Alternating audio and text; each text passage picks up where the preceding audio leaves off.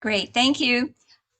Today is the 7th of September, and it is 6:32 p.m. Sorry, we're getting started a little late. This is the Lake Balboa Neighborhood Council.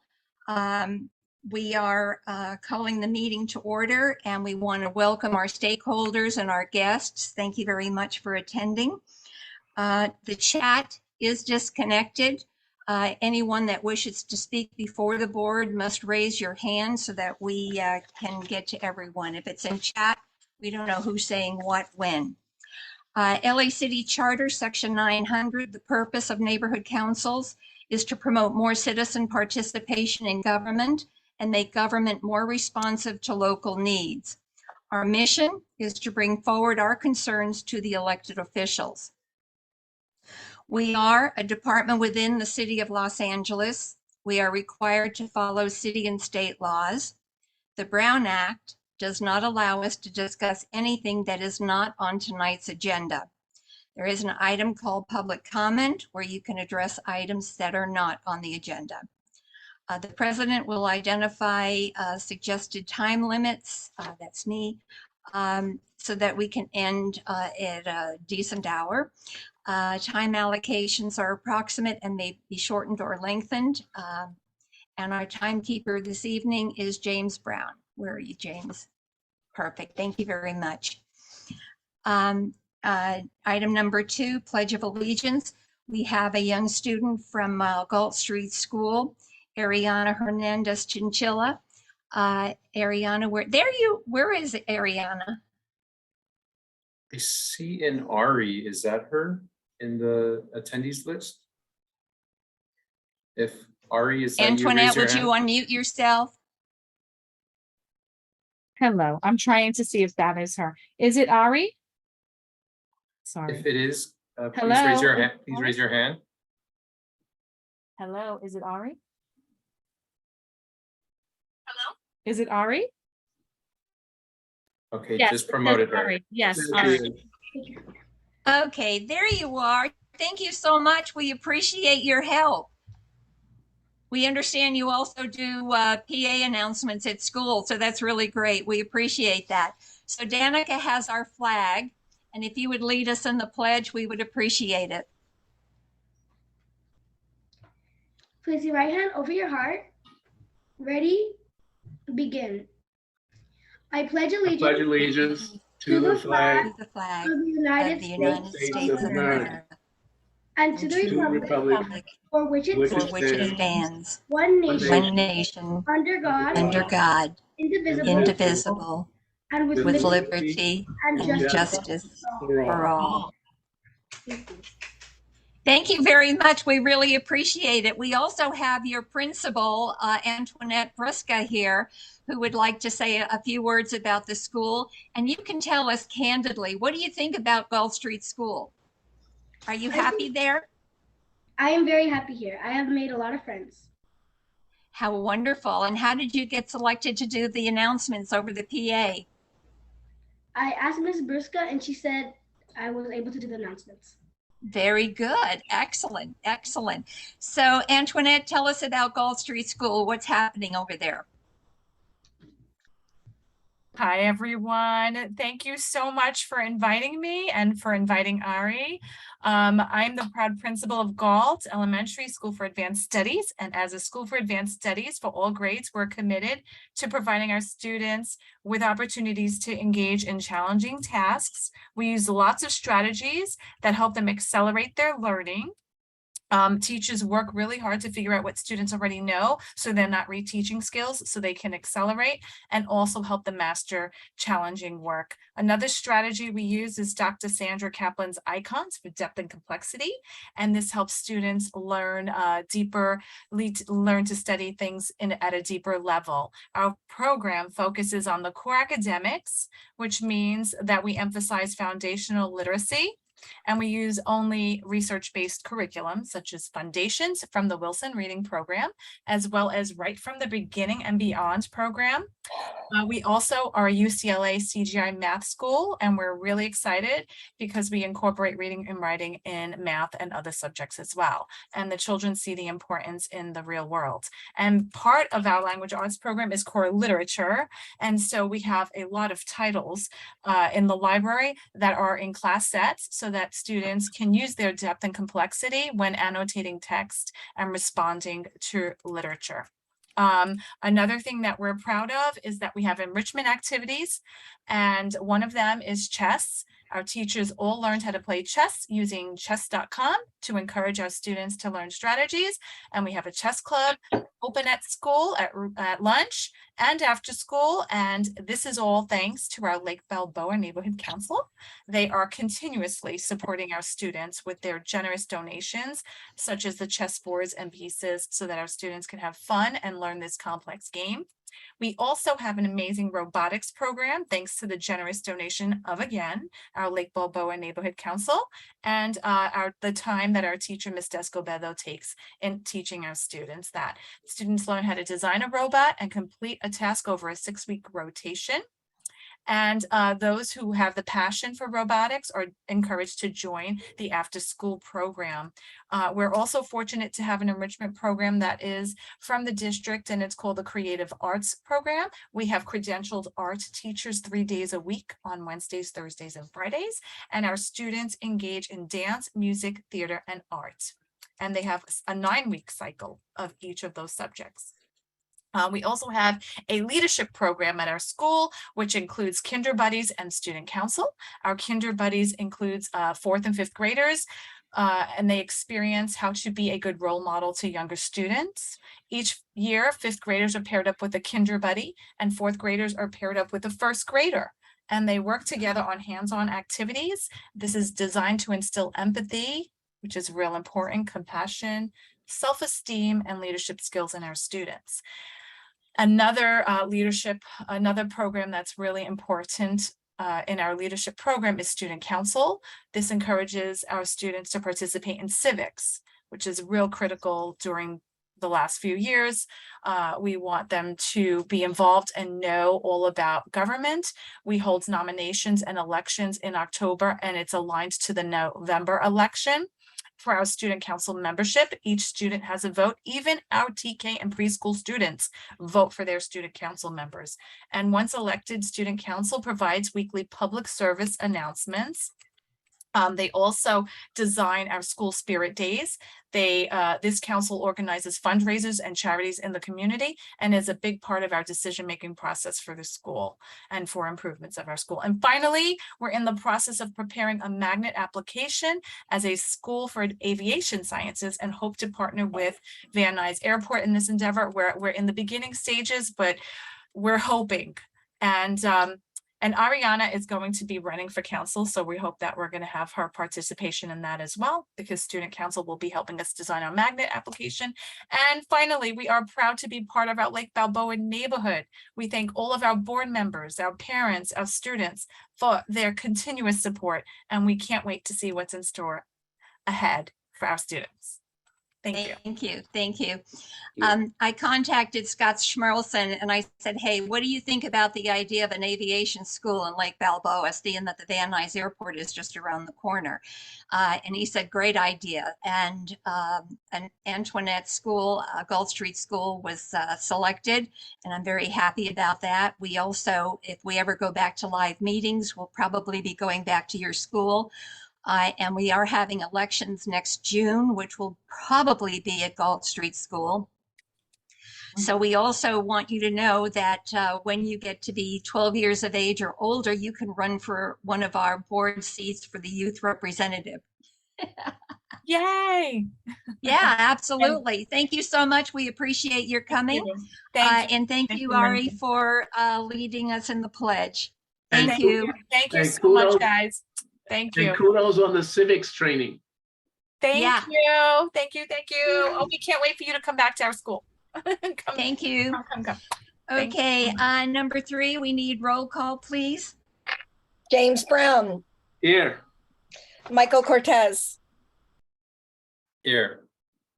Ruth Doxey, Here. Jasmine Garcia, Here. Linda Gravani, Here. Lydia Gerasimovich is not here. Gary Kay, Here. Miguel, Here. Danica Middleton is here. Alan Nelson,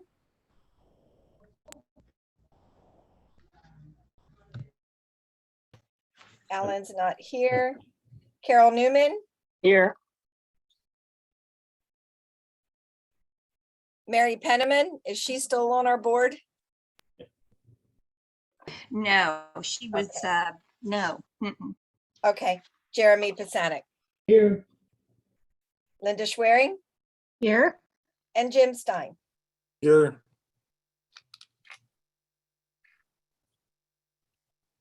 12 present, 2 absent. Alan Nelson is in the waiting room here. Oh, okay. So then 13 present, 1 absent. Okay, thank you. Number 4, poll board members for completion of mandatory neighborhood council training. Both Alan Nelson and Lydia are not able to participate in the voting nor for quorum until they complete the mandatory training. So we thank you, Alan, wherever you are, there you are, you're connecting to audio, but you can't vote on anything, and you can participate, both of you can participate as a stakeholder, but not as a board member. Number 5, poll board to determine if any board member has a conflict of interest on any agenda item. Miguel, I've identified the last voting item as where you recuse yourself, which we didn't do last time. Okay. So everybody, please remind me. Discussion of possible action to adopt the 7 September 2022 agenda. I move that we adopt the 9/7/2022 agenda. Second. Okay, James Brown made the motion, Ruth seconded. Any further discussion? Just reiterate that item, I think it's number 28, Miguel will recuse himself. Okay, let's take a vote. James Brown, Yes. Michael Cortez, Yes. Ruth Doxey, Yes. Jasmine Garcia. Is Jasmine still here? Yeah, you need to unmute yourself, Jasmine.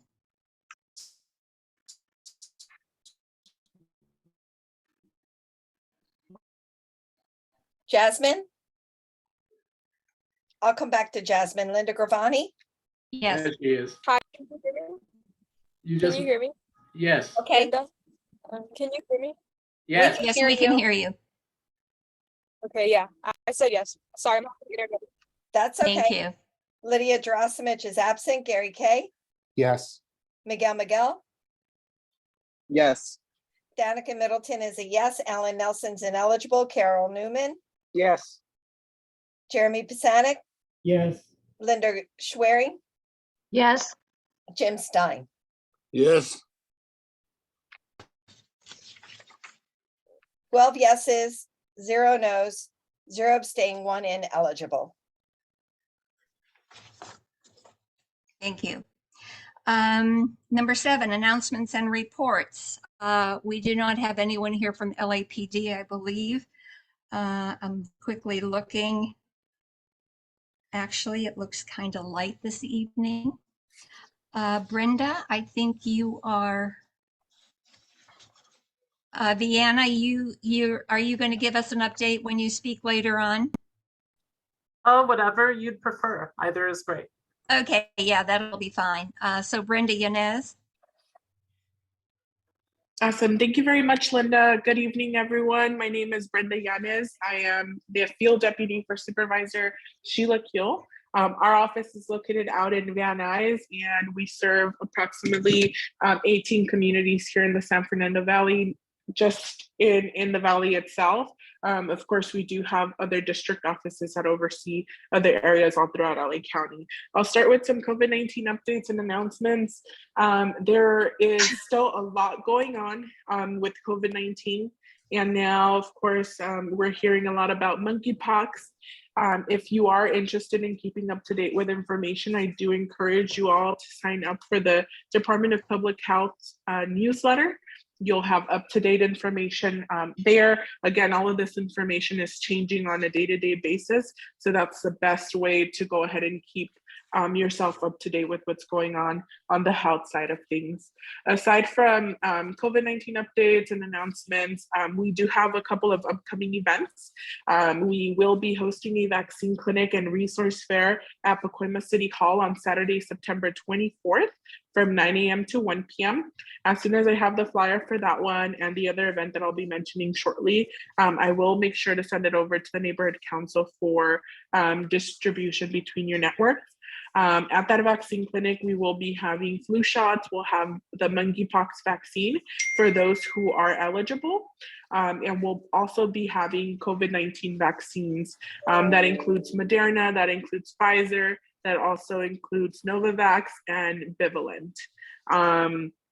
And then aside from the vaccine clinic, we are having a food distribution. This will be our last food distribution that the supervisor will hold before she does retire.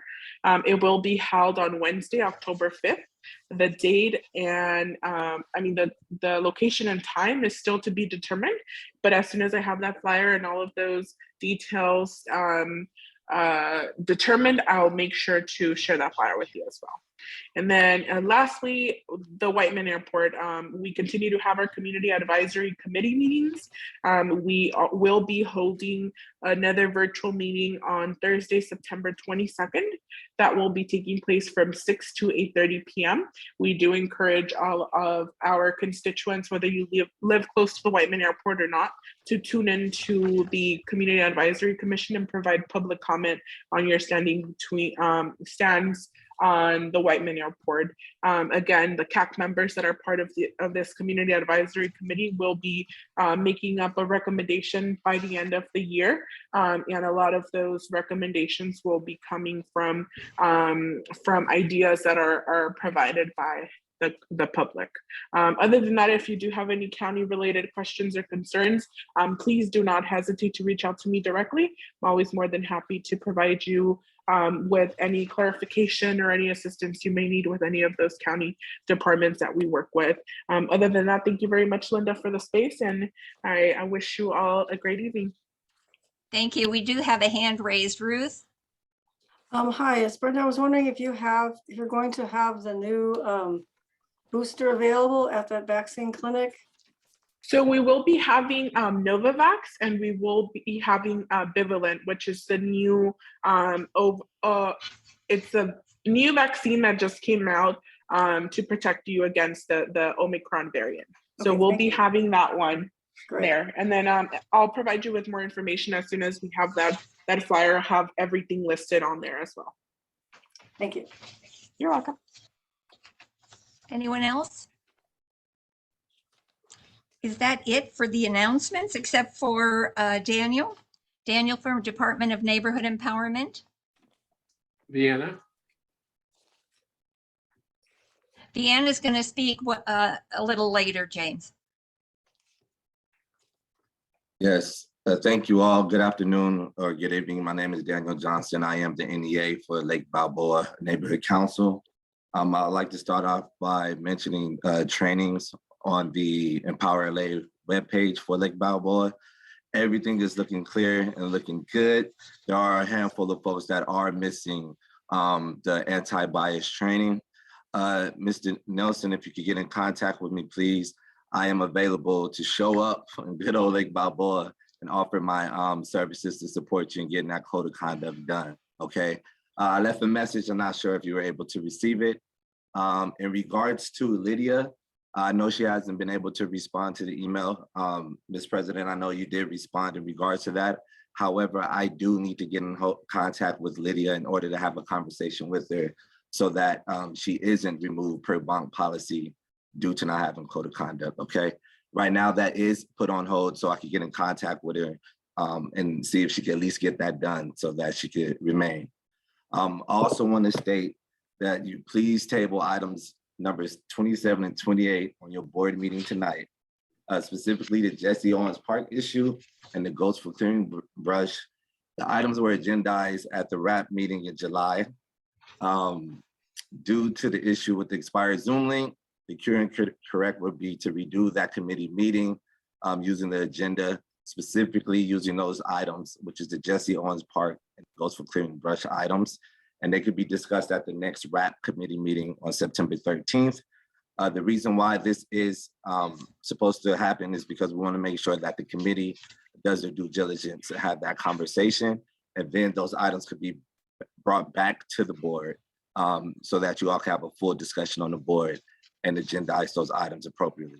We also want to make sure that if there's any funding associated with those two items, that it doesn't get bounced back or dinged by city clerk. So this is an opportunity to safeguard those two agenda items and make sure that you redo those agenda items at the RAP committee meeting and then post them at the next full board meetings agenda.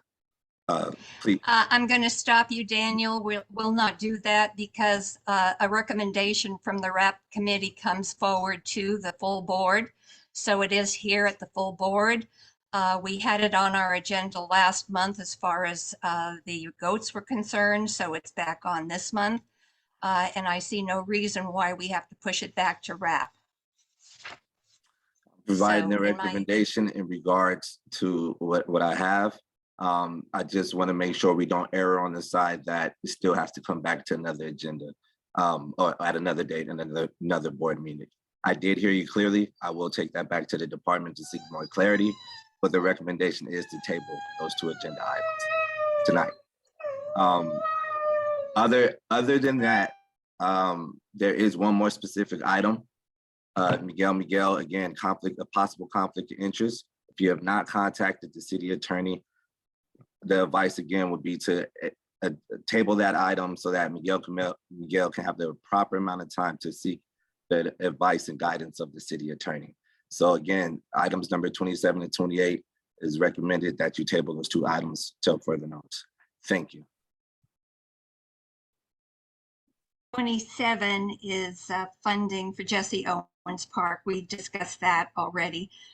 28 is for the goats. We've discussed that. And the city attorney is going to say, recuse yourself. So he's going to recuse himself. I mean, it makes no common sense. The process is for any board member that may have a possible conflict of interest, or if they know they have a conflict of interest, is to seek advice from the city attorney's office. If Miguel has not sought out that advice, that item should be tabled and not brought up for discussion.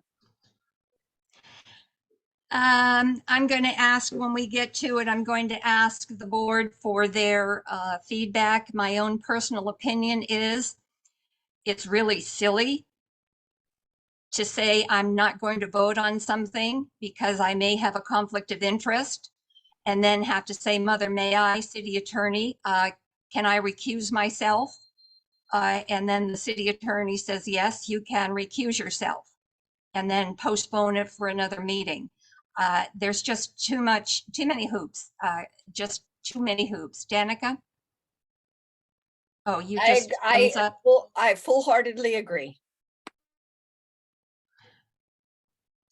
Well, let's chat about it now since it's here. Shall we go forward with it, or do you want to table it as Daniel recommends? Let's take a little vote. Linda Schwerin? My question is, has this item already been discussed by Miguel? Has he mentioned it to the city attorney to see whether or not there is any issue or not? The answer is no. But in the past, when we had EP funds, and Linda Pruitt was on the board, and we were getting funds for the EP bins or for her group, she left the meeting and everything was hunky-dory. Michael? And just for further clarification, Daniel, is that the policy of done? I know you're making the recommendation, but is it written somewhere that says it needs to be sent over to the city attorney's office? If, you know, So what I can do is look for that information that you're asking about now and provide that to the entire board through you all's listserv. So give me a second to answer that question for you. However, that is the process, so that things do not get bounced back. Which goes to stand, if you all don't table this item tonight, take a vote, he recuses himself, that now leaves us in a slight pickle, because the city attorney might say, hey, this is null and void because he did not seek out their advice and guidance from the city. You didn't recuse yourself. Doesn't make sense. Jamie York. Yeah, I'm just looking at what's on the Empower LA website on conflicts of interest, and I'm just looking at the last paragraph, and it says invariably it is necessary to evaluate the factual circumstances that pertain when a conflict of interest question arises. When answering such questions, intuition will rarely suffice. Therefore, neighborhood council board members are encouraged to seek assistance from the city attorney's office to avoid conflict of interest problems. But there's no language that says that it must be done, or that there is a policy that it's a rule. So while if you do have a conflict of interest, you definitely should not participate in the discussion. That's part of the Political Reform Act, and you definitely should announce why you are recusing yourself. And you definitely should, like, turn your microphone off, not participate in any way whatsoever. Like, there are things that you must do if you have a conflict of interest. Per Dunn's own language, it actually doesn't have a must consult. It simply says encouraged. So just putting that out there, that if that is what Dunn wants us to do, then they need to change that language, because what you're saying is contradictory to what's published on their website. Thank you. Okay, Linda Schwerin. With regard to what Jamie just mentioned, I would say that with regard to this issue and Daniel's comments, this is specifically considered cover your assets. So we do not have any issue or delay in the future because we proceeded without using due caution.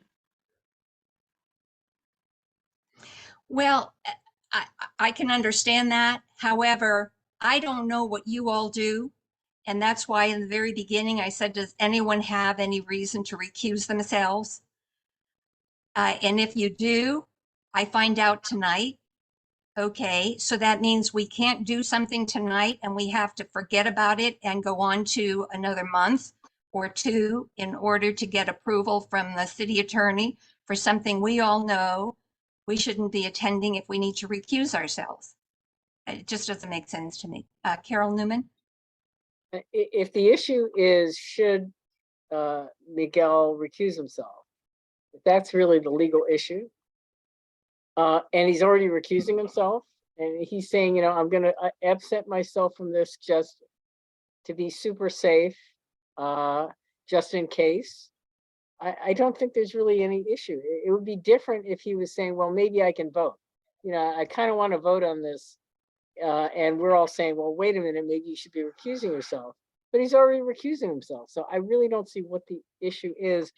And Daniel, if there's a better explanation, please give it. But I just don't see, he's already doing everything the city attorney might tell him to do. Worst case scenario, the city attorney would say, no, you don't have to recuse yourself, in which case he could have voted. But then right now, he's just taking the risk that, that whatever it is he wants wouldn't be affected by one vote. So I just don't see the issue.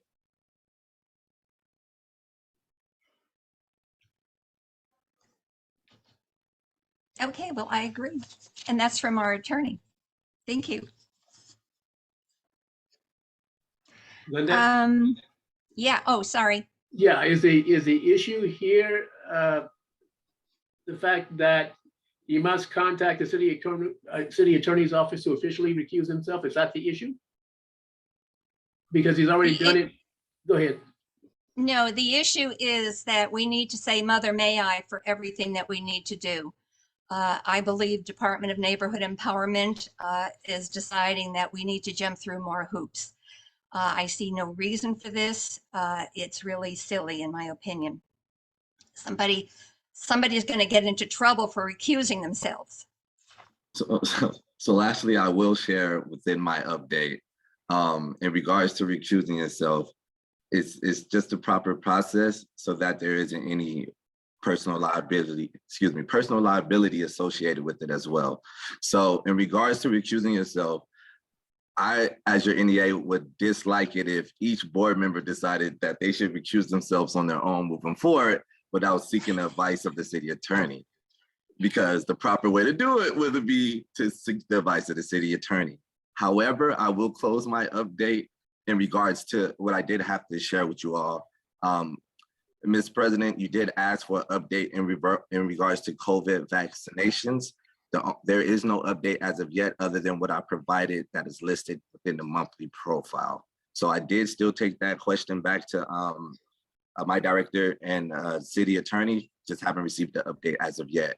And again, to be clear for the stakeholders and the board members, the question in regards to the vaccination is if someone has a current health condition on the board and they're not eligible to get vaccinated and we do move into in-person meetings, are they required to get vaccinated? So as it states in the monthly profile, at this point, if we were to utilize a city facility and the boards, NC boards were to go in person, board members or anyone that has access to that city operated space must be vaccinated. So I just wanted to be clear, that was the question at hand that I'm waiting to receive an update on. Thank you. Okay. I see that Glenn Bailey is here. Glenn, do you need to be moved up or can you wait for a little later in the agenda?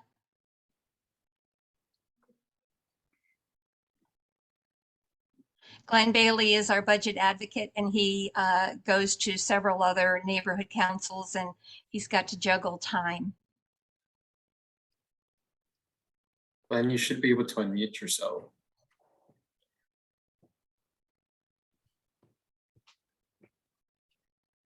Might be presenting at another meeting. That could be. All right, well, we'll take him a little later. I do not see Jonah. Do you? Oh yeah, there's Jonah. Okay, number 8, homeless updates. Jonah Glickman, Council District 6. We will allow you to speak.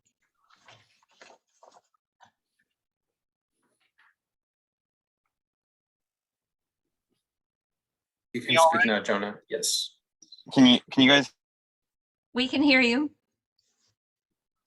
All right, I was getting upgraded. Hold on. Is that better now? Yes. Yes. Okay, great. Thank you so much, everybody, for inviting me. I hope everyone's doing well. It's good to be at the council meeting. So I know that the topic that I was requested to speak on today, which has been on a lot of folks' mind, is Project Room Key.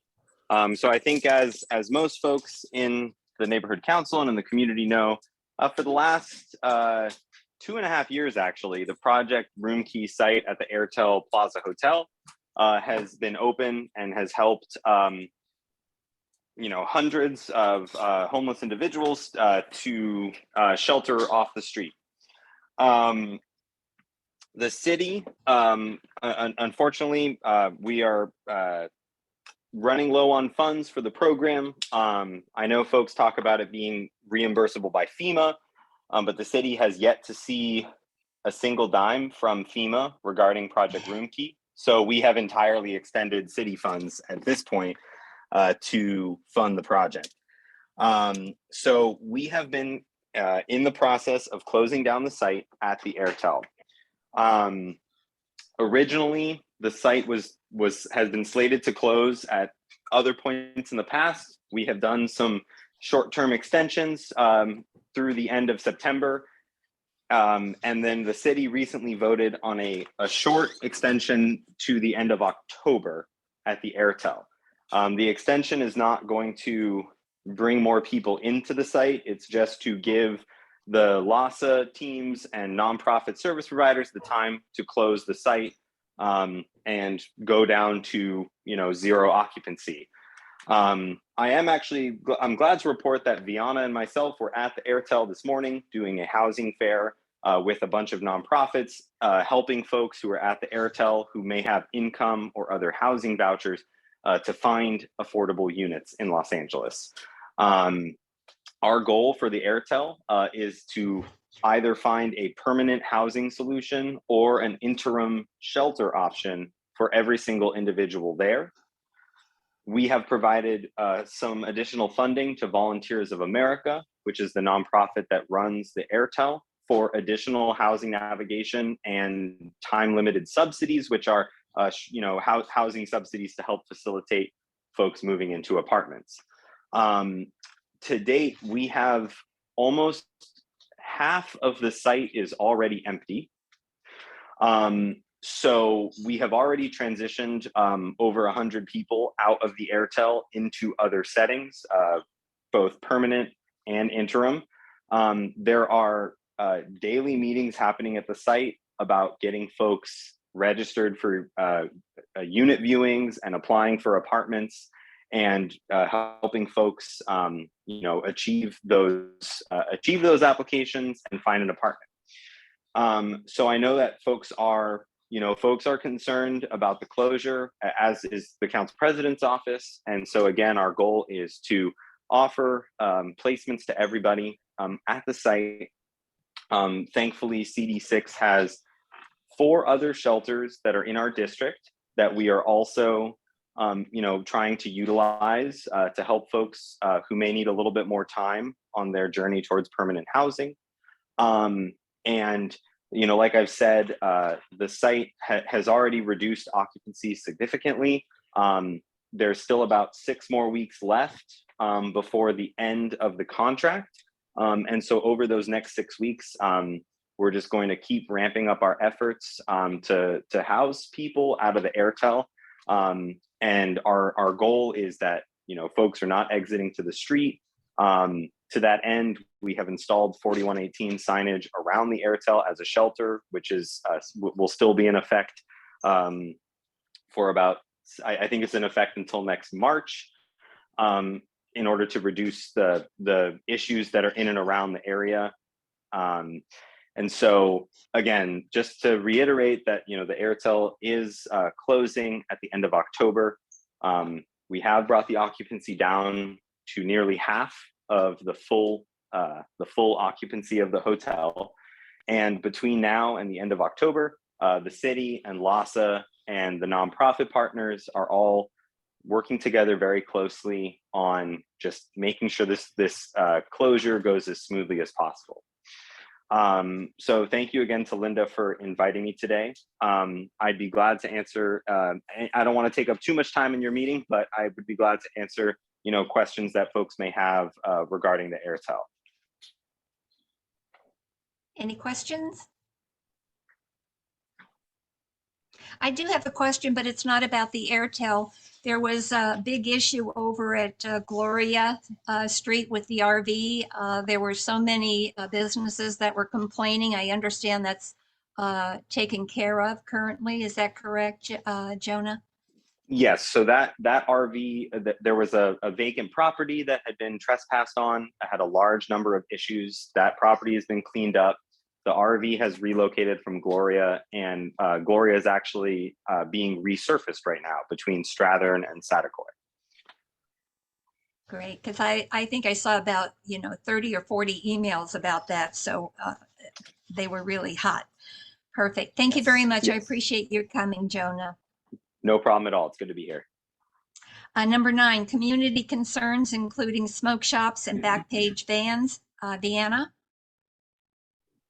Hello, everybody. Good evening. My name is Viana. I am the field deputy with Council President Nuri Martinez's office, here to talk about smoke shops and back page vans. So I know these are items that were brought to our office's attention a little bit earlier in the year, and some progress and at least some more information has been discovered about each of these items, which I'd love to share. So to get things started regarding smoke shops. As some of you may be familiar with, there are many smoke shops adjacent to or near schools in Lake Balboa and around Los Angeles City as a whole. And unfortunately, it seems that banning existing shops is something that's relatively difficult, if not impossible at the moment. And in the past, when there are issues, especially with existing smoke shops selling to minors, I know that the city attorney's office has been very responsive. I think we're all familiar with the Purple Haze shop last year. So any incidents like that usually are handled somewhat briefly by the city attorney's office. But in general, as some of you may already know, this year, back in June or July, I believe, the city council banned the sales of flavored tobacco products, including menthol products, which had been very popular with children, but of course, people of all ages. So the law goes into effect January 1st, 2023, and no existing smoke shops can sell flavored products. However, it is not illegal to be carrying these products if you are above the age of 21 and procured it elsewhere. So we're still looking into this, but that's where this currently stands. There's a little bit more leverage in controlling the products and sales of the existing smoke shops than outright banning smoke shops that are already in place. And regarding back page vans, I know that Jeremy had brought this up earlier in the year. I had done some research on other municipalities that had had some success in banning or restricting these vehicles. Some were more successful than others, but our office has taken a couple of different avenues with this. And most recently, we had gone through the Department of Transportation to see if there's any types of signage, any types of restricting measures we could enforce through DOT. And unfortunately, that did not come up with any solutions. It is definitely a sensitive issue and relates to First Amendment free speech rights when we restrict vehicles with messages like these. But we're still in talks with the city attorney's office for guidance.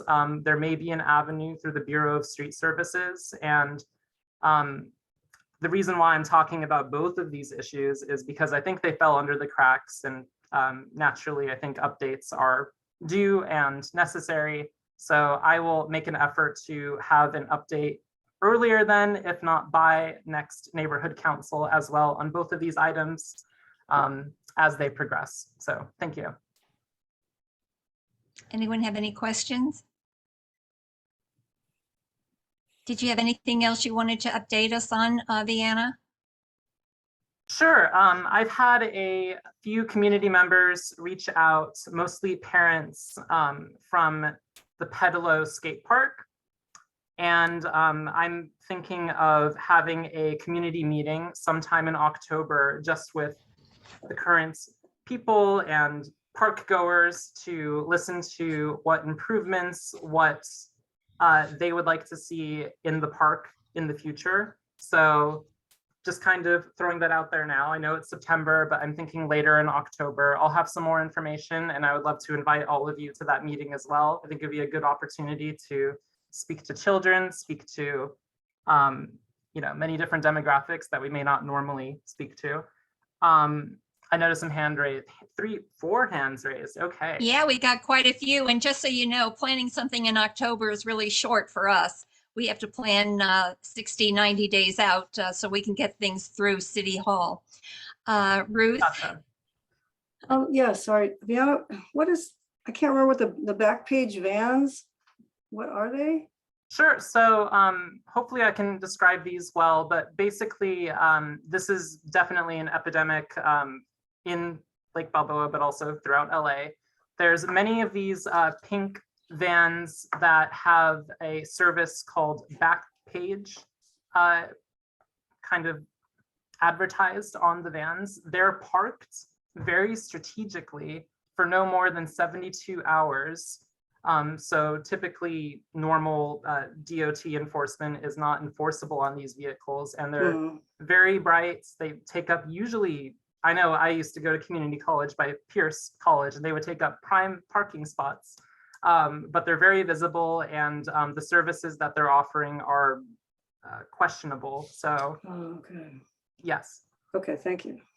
Actually, Jeremy brought this to our attention a couple meetings ago regarding I believe that they were required by federal government to remove their website. Jeremy, do you want to brief us on that really quickly? Sure. Yeah. Originally, it was a Backpage, which was a classified website, but the big moneymaker was basically online prostitution, sex trafficking, and the entire website got shut down by the FBI originally. And then basically this is a reboot of the original, and now it's Backpage Pros. And instead of being a more global classified ads that had that as a side, it's just, you go straight to the website, goes straight to prostitution. There is nothing more about prostitution and sex trafficking. That's all it's about.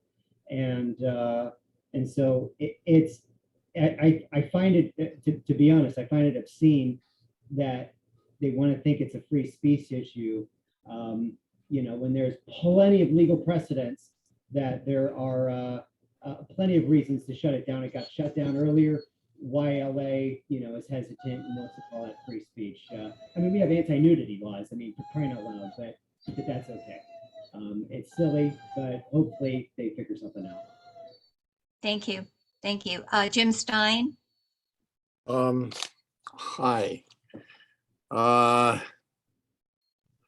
Rihanna, we spoke before, you might remember, and you said that the Welcome to Lake Balboa sign was going in the process of being put up at White Oak and Sherman Way. I haven't seen anything happen. That was my next update. Okay. Do you want to give that? Because I have another question. Definitely. So the Welcome to Lake Balboa sign is currently slated to open at or around the opening of the reopening of Jesse Owens. So we're now expecting it to coincide with that grand opening. Thank you. Thank you. My other question was about the center median on Balboa south of Victory Boulevard. Yes,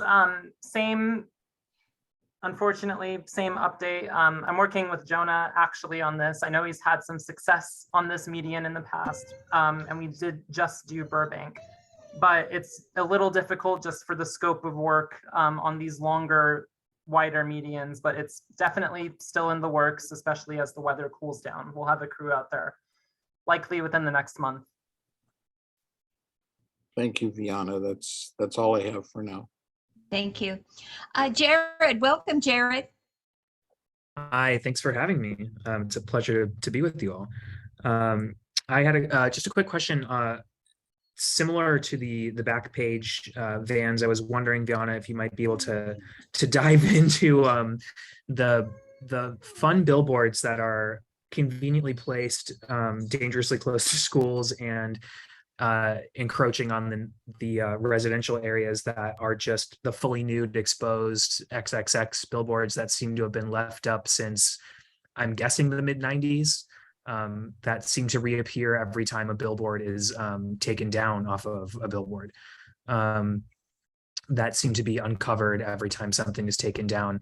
I don't know if there's anything to be done or anything to anyone to speak to about those, but I know there's one, I want to say on Satakoy or something, and then there's one on Victory, but they're always near the residential buildings and apartments and houses, and just kind of inappropriately placed. They're not really along highways. They're really in residential zones. So I don't know if there's anyone to speak to about those, but would love to see something happen with those. Obviously, it's something you've noticed. Is it something that has been up for an extended period of time, or is it maybe a couple of days? Oh, probably like 9-10 years. Oh my goodness. Okay. And it's funny, they get covered by other billboards, and then when those get removed, they're just underneath. And it's for some strip club on Roscoe or something somewhere, which is fine, whatever, they exist. But the billboards are still there, taking up space in very public areas where there are families and people existing that I'm sure I don't want to see it every day I walk by. So I'm assuming others don't want to either on a regular basis when they're just driving to and from school or work or, whatever.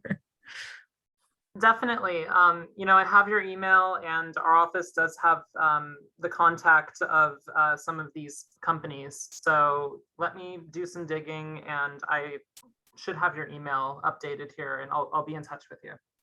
Thanks. Of course. Thank you. Steve Leffert? Yeah, Viana, I emailed you something and sent a couple of pictures a while back about the pedestrian walkway that goes from Satakoy onto Ruffner, cul-de-sac on Ruffner. And one of the homeowners along Satakoy, facing the cul-de-sac on Ruffner, decided to put a fence across the pedestrian walkway, and it is blocked off. And I think that's illegal because that's not even their property to be able to put a fence across. That's a city easement for that walkway from the sidewalk on Satakoy Street into the cul-de-sac sidewalk on Ruffner Avenue. So if you can please look into that before I get angry enough to go over there and knock the fence down myself. And get arrested. Yeah. I'll be out tomorrow, and I'll be angry, but I won't knock it down just yet. No, really, the Perfect. homeowners that put it up should be the ones who Definitely. have to take it down. Definitely. Thank you. Thank you. Thank you, everyone. Glenn Bailey, are you under time constraints? Somewhat, if you want me to give the budget advocate report now, Okay, yeah. So what I'd like to do is we're actually at item number 10, but we're going to skip over to item number 12, budget advocate for Region 3 with updates. LA City Charter, Section 909, allows each neighborhood council may present to the mayor and council an annual list of priorities for the city budget. And so the budget advocates are assisting with that project. Glenn, would you like to give us an update? yes, thank you very much. Glenn Bailey, Region 3 budget advocate. Just a very brief update this month. Carol kind of knows the cycle and she can fill in anything during the month if you have any questions. I'm serious, you're welcome to contact me. So number one, the budget advocates at this point, after they've constituted themselves, we start off with trainings, and we had our first training with the city administrative office during our last Saturday session about 10 days ago. And that's where and we break it up into two parts just to make it manageable virtually. So that was focused on the city's revenue sources and how reliable they are based on external forces that the city has no control over. So if you have an interest in city revenue, sorry, did I say, I meant revenue. Okay, sorry, the money coming in. That was recorded. It's about a 2-hour session, and it's on our website, www.budgetadvocates.org. Just look at the training session number 1 with the CAO. So focused on the revenue sources. Part 2 is going to be on the expenditure side and keep in mind, this is a $11.8 billion budget. So it has to be balanced. by law. So that's the amount of revenue and the amount of expenditures we look at. So part 2 of that training has been scheduled for Monday, October 3rd.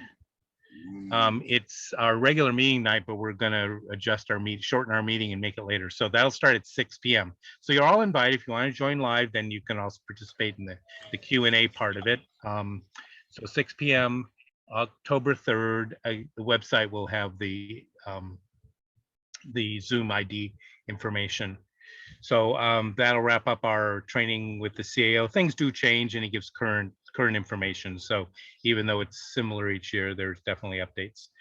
The second thing that we will be doing is we'll be organizing for our meeting with the city departments. And I want you all, and that's going to happen at our Saturday, September 17th meeting, our bi-monthly meeting. But we'll set aside a chunk of time for that. And I mention this to you all because we welcome the participation of neighborhood council board members, and for that matter, stakeholders, on our department committees. So we have about 40 departments in the city, and this year we've decided to have our committees aligned with our city departments.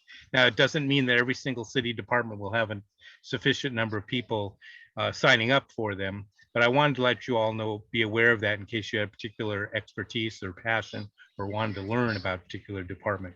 So contact us if you're interested in doing that. If you want to learn about the work of how we work with the departments to find out what their city budget requests is, or the meetings with the city department, and then what they've submitted to the mayor, and that process that ultimately will result in a report with recommendations, and all be compiled together in our annual white paper the early part of next year. That is a very important part of that. So I want you to be aware of that. That meeting is currently scheduled to start a little earlier than usual, 9 a.m. Although it might be back to our regular 9:30 a.m. time. So check the website, etc. And I think the last thing I'll say is watch for an email. I know I said this last month. Watch for an email notifying you of the opportunity to become a budget advocate, because we do have one vacancy in Region 3. So we have targeted 4 regions that we're going to basically try to fill all 4 regions all at once. It's kind of a big job, but that we're going to try and see how it works. So Region 3 is part of that group of 4 that we'll be doing. So watch for that. You do have to be a budget rep in order to be eligible to run to be a budget advocate, but there's time if for some reason you really want to be a candidate for budget. Talk to Linda, talk to Carol, and you may be able to get that worked out. And with that, I'll conclude. Thank you very much. Sure, and I'll be very happy to relinquish my seat as budget rep if somebody wants to be a budget advocate, no problem. And I just want those that are attending that do not know that the budget advocates every year put out what's called a white paper, and it makes your eyes glaze over when you look at it and see that there's 90 to 100 pages of information, and you think, oh my gosh, I'm not going to read this at all. But the first maybe 5-10 pages, it explains what has happened, and then the rest are the actual general managers being interviewed about how they can do their job better, what do they need, what budget items are they looking for. It's really quite interesting. So if you're interested in the LA Zoo, for example, you can read just the LA Zoo. Or if you're interested in, I don't know, some other department within the city, aging, you can read about what difficulties they have. So it's really great reading. I enjoy it, but I didn't read the whole thing all at once. Anyway, thank you, Glenn. I appreciate it. And you can now go to another neighborhood council if you wish. You've got your hand raised. You want to say something else? Yeah, first of all, thanks for the shout out on the white paper. It is a good resource document, and it's kind of like the Cliff Notes. You don't have to read 2,000 pages of city budget. You can just look at 130 pages that the budget advocates work on. What I wanted to say was, I know that this neighborhood council has been concerned about the ability of neighborhood councils to contribute to the entities of their choice, including the neighborhood council budget advocates. And that was referenced in a council file 11-1020-S3. And I wanted to let you know that we've gotten word, even though the agenda has not yet come out yet, we've gotten word that it is as of today, slated to be scheduled before the City Council Budget and Finance Committee meeting next Monday, September 12th. So if you have I believe your council may have filed a community impact statement. And so if you'd be willing to send someone virtually to present your community impact statement, that could be very helpful and much appreciated. And if the date changes and it gets moved to a later meeting, we're not going to be unhappy about that, because we're just hearing about this and we have to notify a lot of interested folks. But I wanted, since I was here, I wanted to let you know about that. Thank you. Yeah, we did actually vote on that in the past, and it's really interesting because it all came about because the general manager of Department of Neighborhood Empowerment said, oh, there's a mistake on the name. It shouldn't be budget advocates. It should be budget advocacy. And I can't believe that City Council has nothing better to do than to vote on something to change the name. Really? This is so important. There's homeless, there's fires, there's all kinds of things, and you're going to take our city time to vote on changing the name of an account? It just is ludicrous to me. So there's more behind the scenes, in my opinion. And we know I'm opinionated. Sorry. Okay, thank you, Glenn. Appreciate it. So now we're going to go back to number 10 for other announcements. James, you have your hand raised, but I'm going to call on Ruth first. She's a carryover from last month. Thank you. Yes, I'd like to give you an update from the July 26, 2022 Sepulveda Basin Wildlife Area Steering Committee meeting.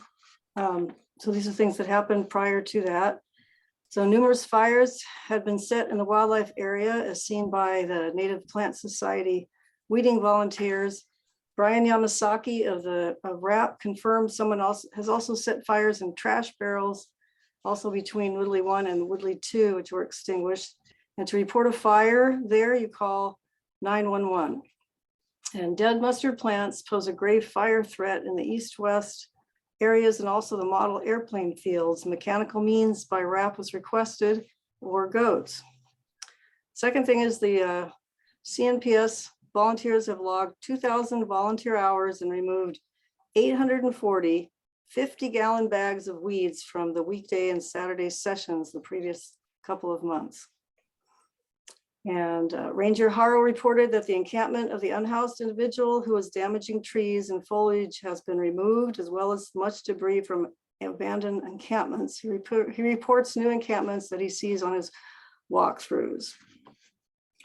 A letter of support for Council File 22-0600-S20, which is the use of goats in recreation and parks, will be sent. And Encino Neighborhood Council has sent at least one individual at that meeting had sent their own letter of support.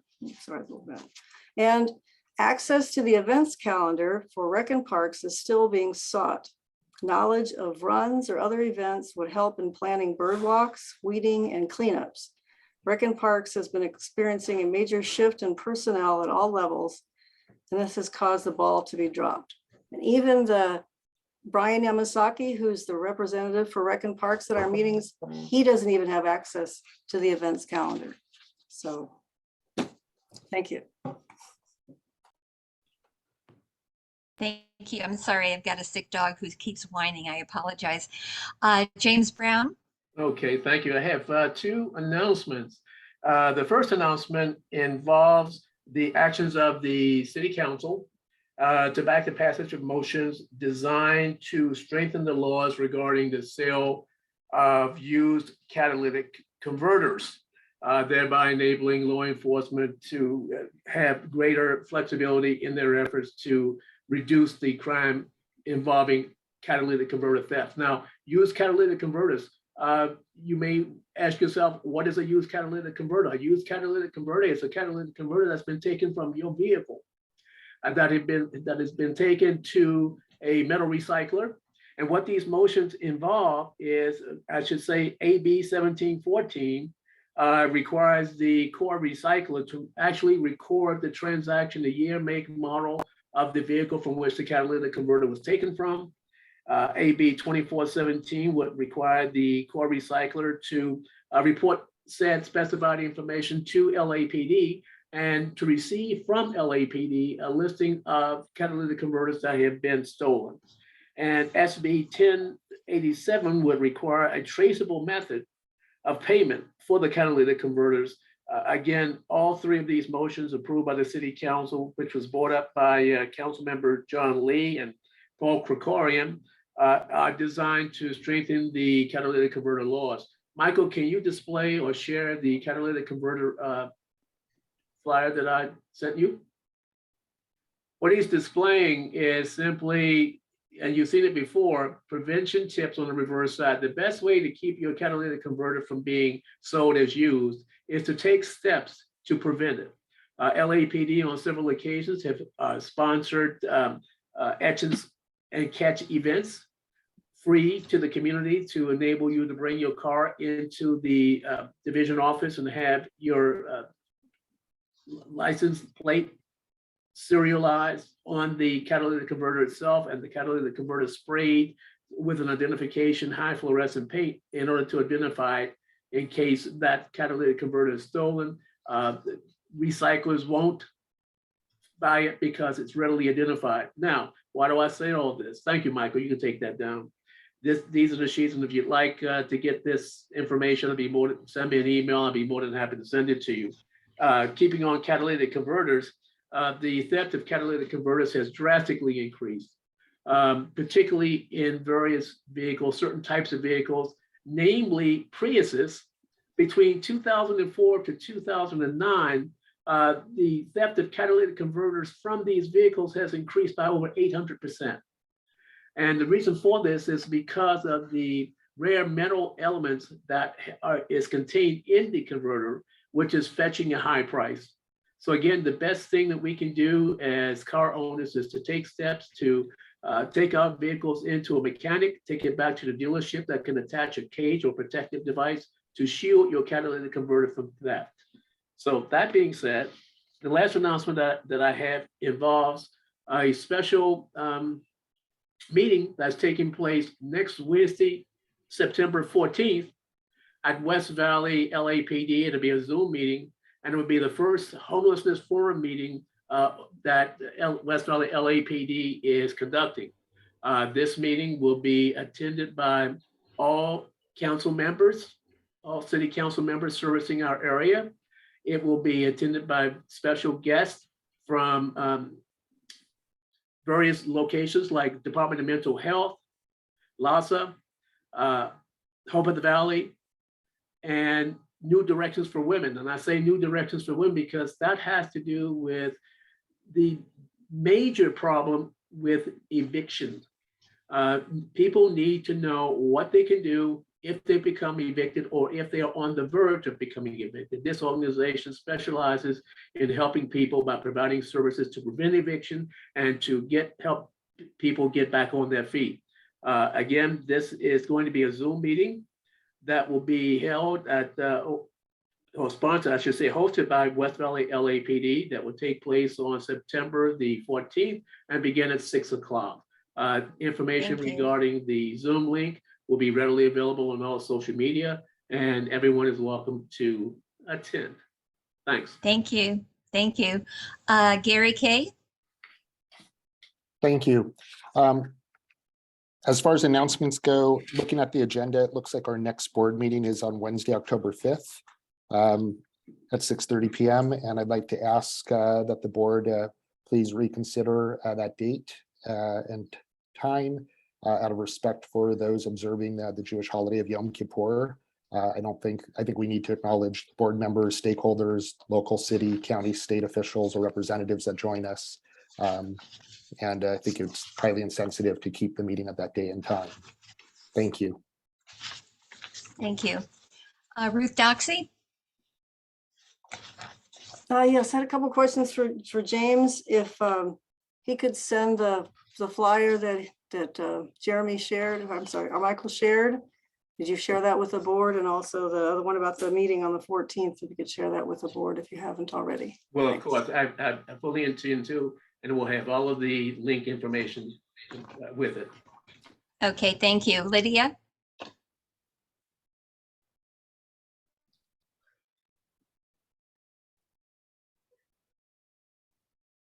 Thank you. I wanted to ask if I can get a copy of Ruth's report. Ruth, if you have that copy written down, I would like to have it. Thank you. Appreciate it. Okay, I have a couple announcements. Number one, congratulations to Lake Balboa Neighborhood Council. Our anniversary is September 9. We were certified in 2004, so woohoo for us. The Congress of Neighborhood Councils is going to be on September 24. It is via Zoom.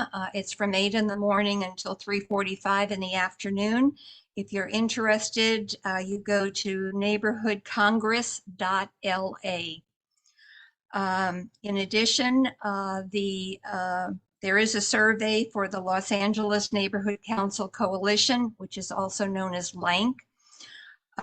There is a survey Ruth mentioned. I sent it to the board to give their opinion on some important items. Also, I'd like just to advise the board that I have been, I guess, selected as the chair of the Valley Alliance of Neighborhood Councils. So thank you, I think. And the Greater LA Safety and Prep Fair thanked Lake Balboa Neighborhood Council for the $1,000 donation that we forwarded to them. They're very appreciative of the money. And in the profile this month, the Civic University is available. It's going to start again.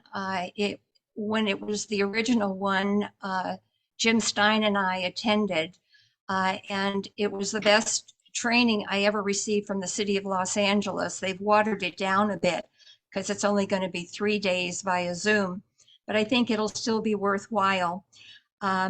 It was received too late for us to put on the agenda, so we have to vote on whoever would like to attend. It's 3 meetings, October 6th, October 13, October 27, starting at 6:30. And if you're interested, let me know. And last but not least, I want to remind everyone that June of 2023, the entire board will be up for elections. So we need to be out there hustling and seeing if there's some competition out there for us, or if we want to be reelected. So I want to keep that forward in everyone's mind when we do outreach. Linda Schwerin. Okay, I'm unmuted. Linda G, with regard to the same subject, I would like to encourage. What same subject? The Congress of Neighborhoods and elections in particular, that I would like to suggest that our elections committee and stakeholders or representatives who are interested, please attend the Congress of Neighborhoods on September 24th and attend a workshop with regard to outreach and elections in particular. There will be something particular that's going to be presented to neighborhood councils, and we could certainly benefit from that because we want to do our absolute best to reach out to the community and get most people involved in neighborhood council elections. Thank you. Glenn Bailey. Hi, Linda. You probably have this worked out, but just in case, regarding Civic University, my experience last time was the they were very strict on their deadline in order to get people enrolled. And your meeting is the night before civic use starts. So if your bylaws allow you, obviously you could have a special meeting prior to them, but if your bylaws allow the president to name people, and I don't know there's any requirement for a board action certification form or a vote, particularly if your bylaws allow the president to name a quorum, numbers that don't exceed a quorum of a quorum. I just wanted to mention that to you in case you wanted to take care of that, if you're able to take care of that. Just FYI. Well, there seems to be a lot. I personally have a lot of questions because in the past, the mayor required that one male, one female attend. If there were two of the same identified sex, they could not attend.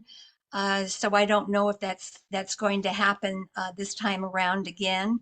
And the general manager said a group. I don't know how many were allowed. So there's still a lot of questions to be answered, but if you're interested, let me know. Michael? So Linda, they're not as strict on that this time. Their only requirement this time is that the maximum number is your number that's less than a quorum of a quorum. So Okay, that's the only thing I've heard. And they do want to give emphasis or opportunity to people who have not been before, newer board members or who haven't been before. So anyway, whatever that's worth. Thanks. Okay, thank you. Michael?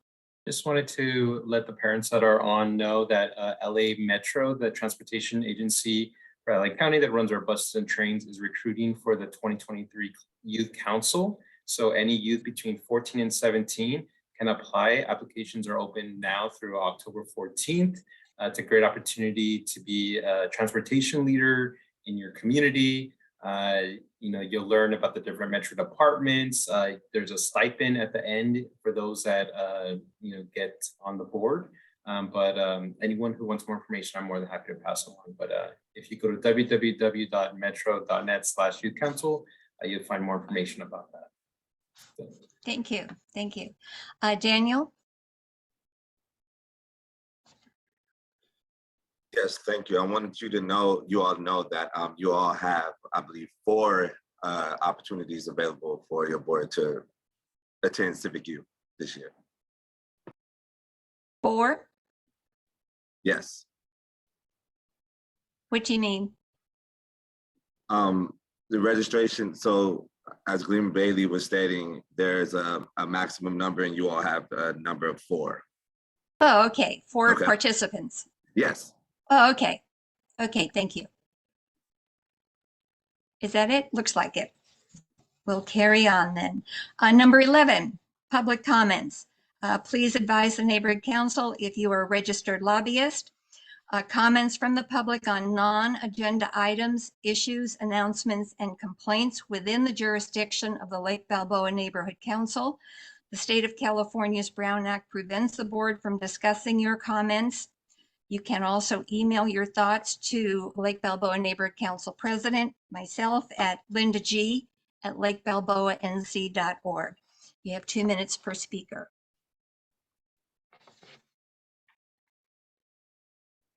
Jennifer. Hey there. Can you hear me? Hi. Yes. Hi. So I just wanted to quickly say that I'm really hoping that at some point soon that we can have a neighborhood watch committee meeting, especially without having a senior lead officer. I think we need to kind of work together as a community. With the park project going, we've been fielding a lot of safety questions and helping people go to the right number or website to report issues.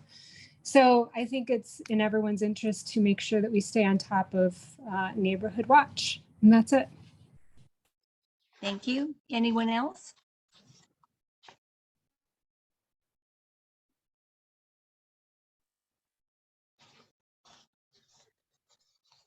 No. Okay. We're going to move on to, we've already done number 12, Glenn Bailey, slipped ahead a couple. Number 13, discussion and possible action regarding Lake Balboa Neighborhood Council's open board seats. Lake Balboa Neighborhood Council currently has 2 organizational seats open and 1 residential seat. The application can be found on Lake Balboa Neighborhood Council's website. If you're interested, please forward the application to myself, Linda G. at lakebalboanc.org. Today, I received an application from Patricia Gorman.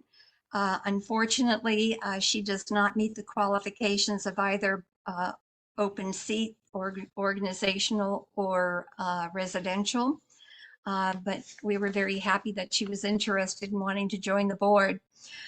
We do have an application from Jared Negron. Is that how you pronounce your last name? Negron. Negron, thank you. Very close.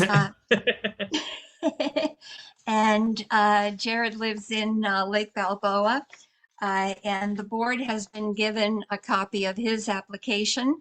It is not for the public to see his personal information, so you don't have it. But Jared, why don't you tell us a little bit about yourself? Sure. I live in Lake Balboa in the Montgomery Woodley area, just across from the park. Here with my partner. We've been here almost, almost a decade. So it's been a while. Started as renters, rented our house, and then we're very fortunate enough to purchase our house. So we have been here in Lake Balboa both as tenants and now as homeowners. Very, very proud of that. Have gotten to see the neighborhood grow. I also own my own business, which I work out of my home. Very proud of that. And we've got a couple little dogs that I'm sure you'll hear snoring throughout the meeting if I have my microphone on. They're little Boston Terriers with flat faces. I have a master's degree in organizational leadership, a bachelor's degree in theater. I work in entertainment. My partner also works in entertainment. So we're just like, 90% of this town, I'm sure. But have a lot of love for this city, and I love my neighborhood. Love my neighbors are really, really wonderful on my block. We were a really tight-knit block, and looking for ways to actively contribute to it and make it better. So I hope I can be a part of it. Sounds great. Are you eyeing for the position of president, perhaps, for the neighborhood council with your organizational skills? I'll pass on that for the time being, but I do appreciate the offer. Oh, okay. I've been around a long time. Does the board have any questions that they would like to chat with Jared about? Carol Newman? Yes, hi, Jared. Very nice to meet you. As you can see, great. In fact, we live in your part of Lake Balboa. Most of us, as you see, have our cameras on. That's kind of been our tradition in this neighborhood council. Would you be willing to turn on your camera? Yes, if I wasn't using just my phone at the moment.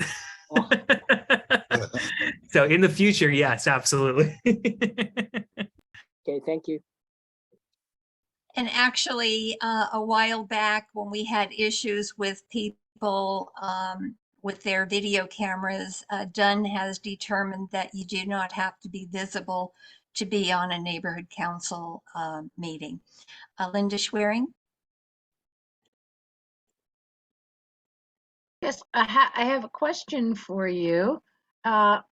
If you become part of the board on Lake Balboa, what would your major passions or interests be with regard to promoting the community? That's a really great question. My primary concerns, mostly, especially for my small area around here, are, I think, first and foremost, the concerns I think that a lot of people on my particular block have. So safety, I think, is the biggest concern, and whether that is safety in regards to whether it's traffic or safety in regards to some of the establishments we have nearby us and how they're being good partners with us as residential neighbors. I think that's really important, how the businesses coexist with the residential neighbors. I think is a really important thing that we need to discuss. I also have a really big interest just in general with the land use discussions that we have, and sort of how we really discuss those business partnerships that we have in our community at large. I think that's a conversation that has to expand beyond just the yes/no sort of application process that we do in our community. I also want to look into how we can sort of better uplift people in our community so that more of the people in our community can have the journey that me and my partner had, which was that lifting themselves out of rentership and into home ownership.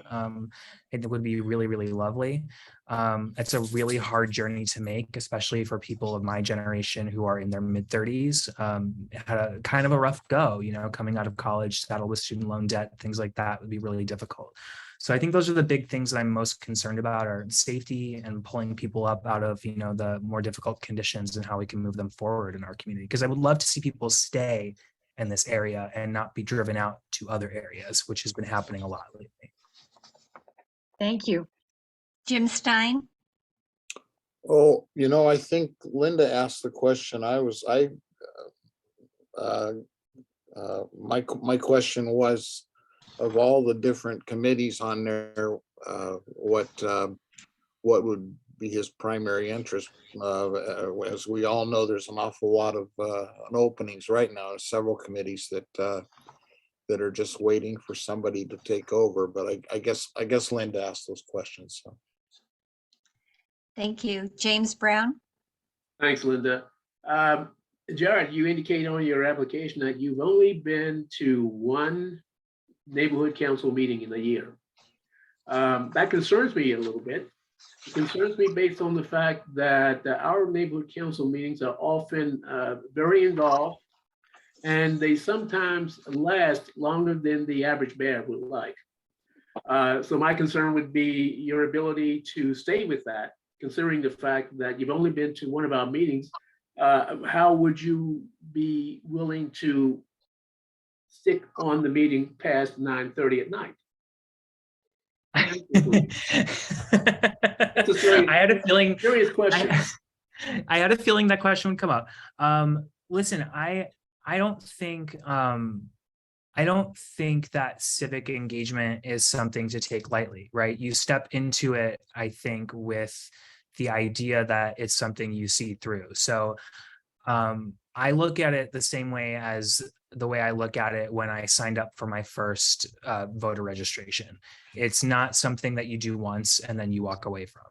You sign up to get your ballot and then you keep doing it. So to me, if it's a commitment I'm going to take on, it's a commitment that I'm going to see through.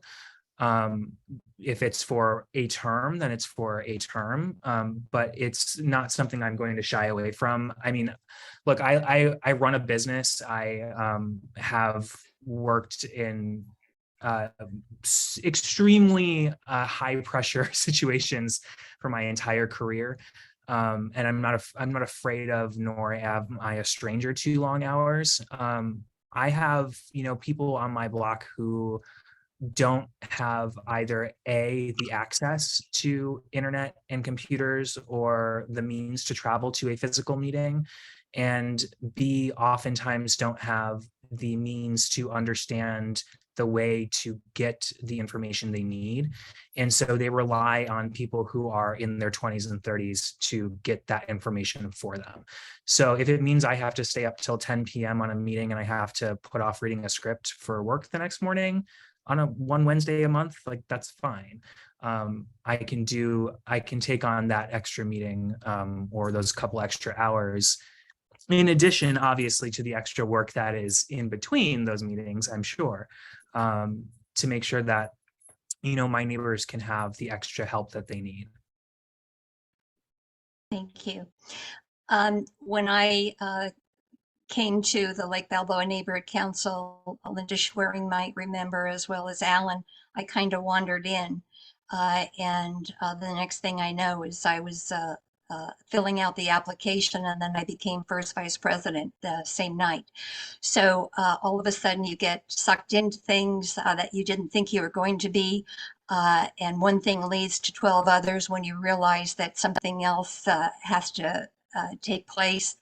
And I've always said, family first. This is a commitment, yes, to your community, but there's about 50,000 people in Lake Balboa, and here sits at times 17 people trying to handle everything. So I don't want to scare you off that, you know, you're going to have to do certain things at certain times, but yes, it does happen. And once you get involved, you do get involved, but that's strictly up to you. And our goal is to get at least 49,000 involved. Linda Schwerin? Oh, I'm unmuted. Good. All right. Jared, a question for you. To devote some time during a month for a particular committee where you might find that you have a passion or that you would like to engage with the rest of the community, something over and above just attending the meetings. You'll have to forgive me. I lost you on the first half of the question. Me too. Okay, let me. Being a committee, being a board member, of course, involves meeting with the rest of your board and engaging your stakeholders each month. But should you be accepted as a board member, are you also willing to take on a little extra time to be involved in a committee that might be part of your passion with regard to Lake Balboa? Yeah, and I would say I would like to seek out, but and obviously I think within reason, right? I can't take on 90 things. But I would like to seek out, you know, maybe one or two of those to be helpful on. And I think specifically, like I said, anything, if there's openings or there's areas that need assistance, specifically in the area of, you know, helping our neighbors with safety concerns, is something that I'm really, you know, I really want to find a way to assist with, right? Our block especially, we've had a lot of, I think, safety concerns that we've been trying to address. And that's one of the reasons I sort of wandered into the room, right? Was with sort of safety concerns of my own that I wanted to help address. So that's an area I think I've been emailing with Gary about, you know, neighborhood watch stuff as well, and trying to nail down. It's been more on me. I've been trying to figure out when I've been available to help him with that. But that's one example I think of, you know, where I'd like to help out as well. James Brown and then Linda Schwerin, the last question. Okay, thank you. That one part that you just now mentioned, Jared, again, that nags at me because based on your busy schedule, and do you find that you would, with your, and given your interest in land use, business, health and public safety, airport, community interest, how are you going to find time for that and meet the deadlines of your job, which I know is high pressure as a script reader, a script writer, et cetera? How are you going to find time for that? Well, I'm here, so I think that's the first step. Well, that's the second neighborhood council meeting in more than a year, right? Yeah, but you know, I will say, right, the city doesn't make it easy to find these things, and that's something I want to help change. That's exactly so right. it's really difficult to find these things, and it was hard for me to find them. And I am someone who is extremely technically savvy. I have a lot of resources at my ready, and in my arsenal, and so it was hard for me to find the meetings. But I'm here, so that's, you know, I'm here and I'm ready and willing to put in the effort. So I'm also someone who's not afraid to be, I think, criticized if I fail to put in the effort and if I fail to meet the obligations. So I do that all day long and meet my current obligations. So I'm not afraid to dive in and try. Thank you. Linda Schwerin. And then Danica, you have your hand raised? Jared, so does that mean that not only are you interested in your particular street neighborhood and public safety, but you're also interested in outreach so that others outside the neighborhood council can become aware of what a neighborhood council is and how to reach them? I would say so. Yeah, I think that's kind of a nail on the head right there, right? Because the more people know about it, the more others can get involved, and the more you share the burden, the more it lessens the burden on one individual. So I think that's the ultimate goal for all of us, right? Is the more people know about it, the more everyone can participate. So does that mean that you're also interested in outreach? Yeah, of course. Thank you. Danica? Hi, Jared. I just want to say thank you so much for applying for a board seat. Really does mean a lot to somebody like me. I mean, hey, you're in production. I work in production. Look, I work in production. I've got 2 kids. I'm on the PTA, SSI. I've got a gazillion things, and I still find time for the board. So I think it's all doable. I just want to let you know, don't let them scare you off. I'm not And she's scared. secretary. Okay, well, I think we have had you on the ropes long enough. I would like to take a vote. I would like to, I guess, appoint Jared as a new board member. And unfortunately, any voting that we do has to be in public. There's no secret ballot, so we're going to have to take a roll count. So I would like to appoint Jared as a residential residential board member for the Lake Balboa Neighborhood Council. I second. So Gravani made the motion, Danica seconded. Let's take a vote. All board members, please unmute yourself. James Brown, Yeah. Michael Cortez, Yes. Ruth Doxey, Yes. Jasmine Garcia, Yes. Linda Gravani, Absolutely, yes. Gary Kay, Yes. Miguel, Yes. Danica Middleton is a yes. Alan Nelson's ineligible. Carol Newman, Yes. Jeremy Pisanik, Yes. Linda Schwerin, Yes. Jim Stein, Yes.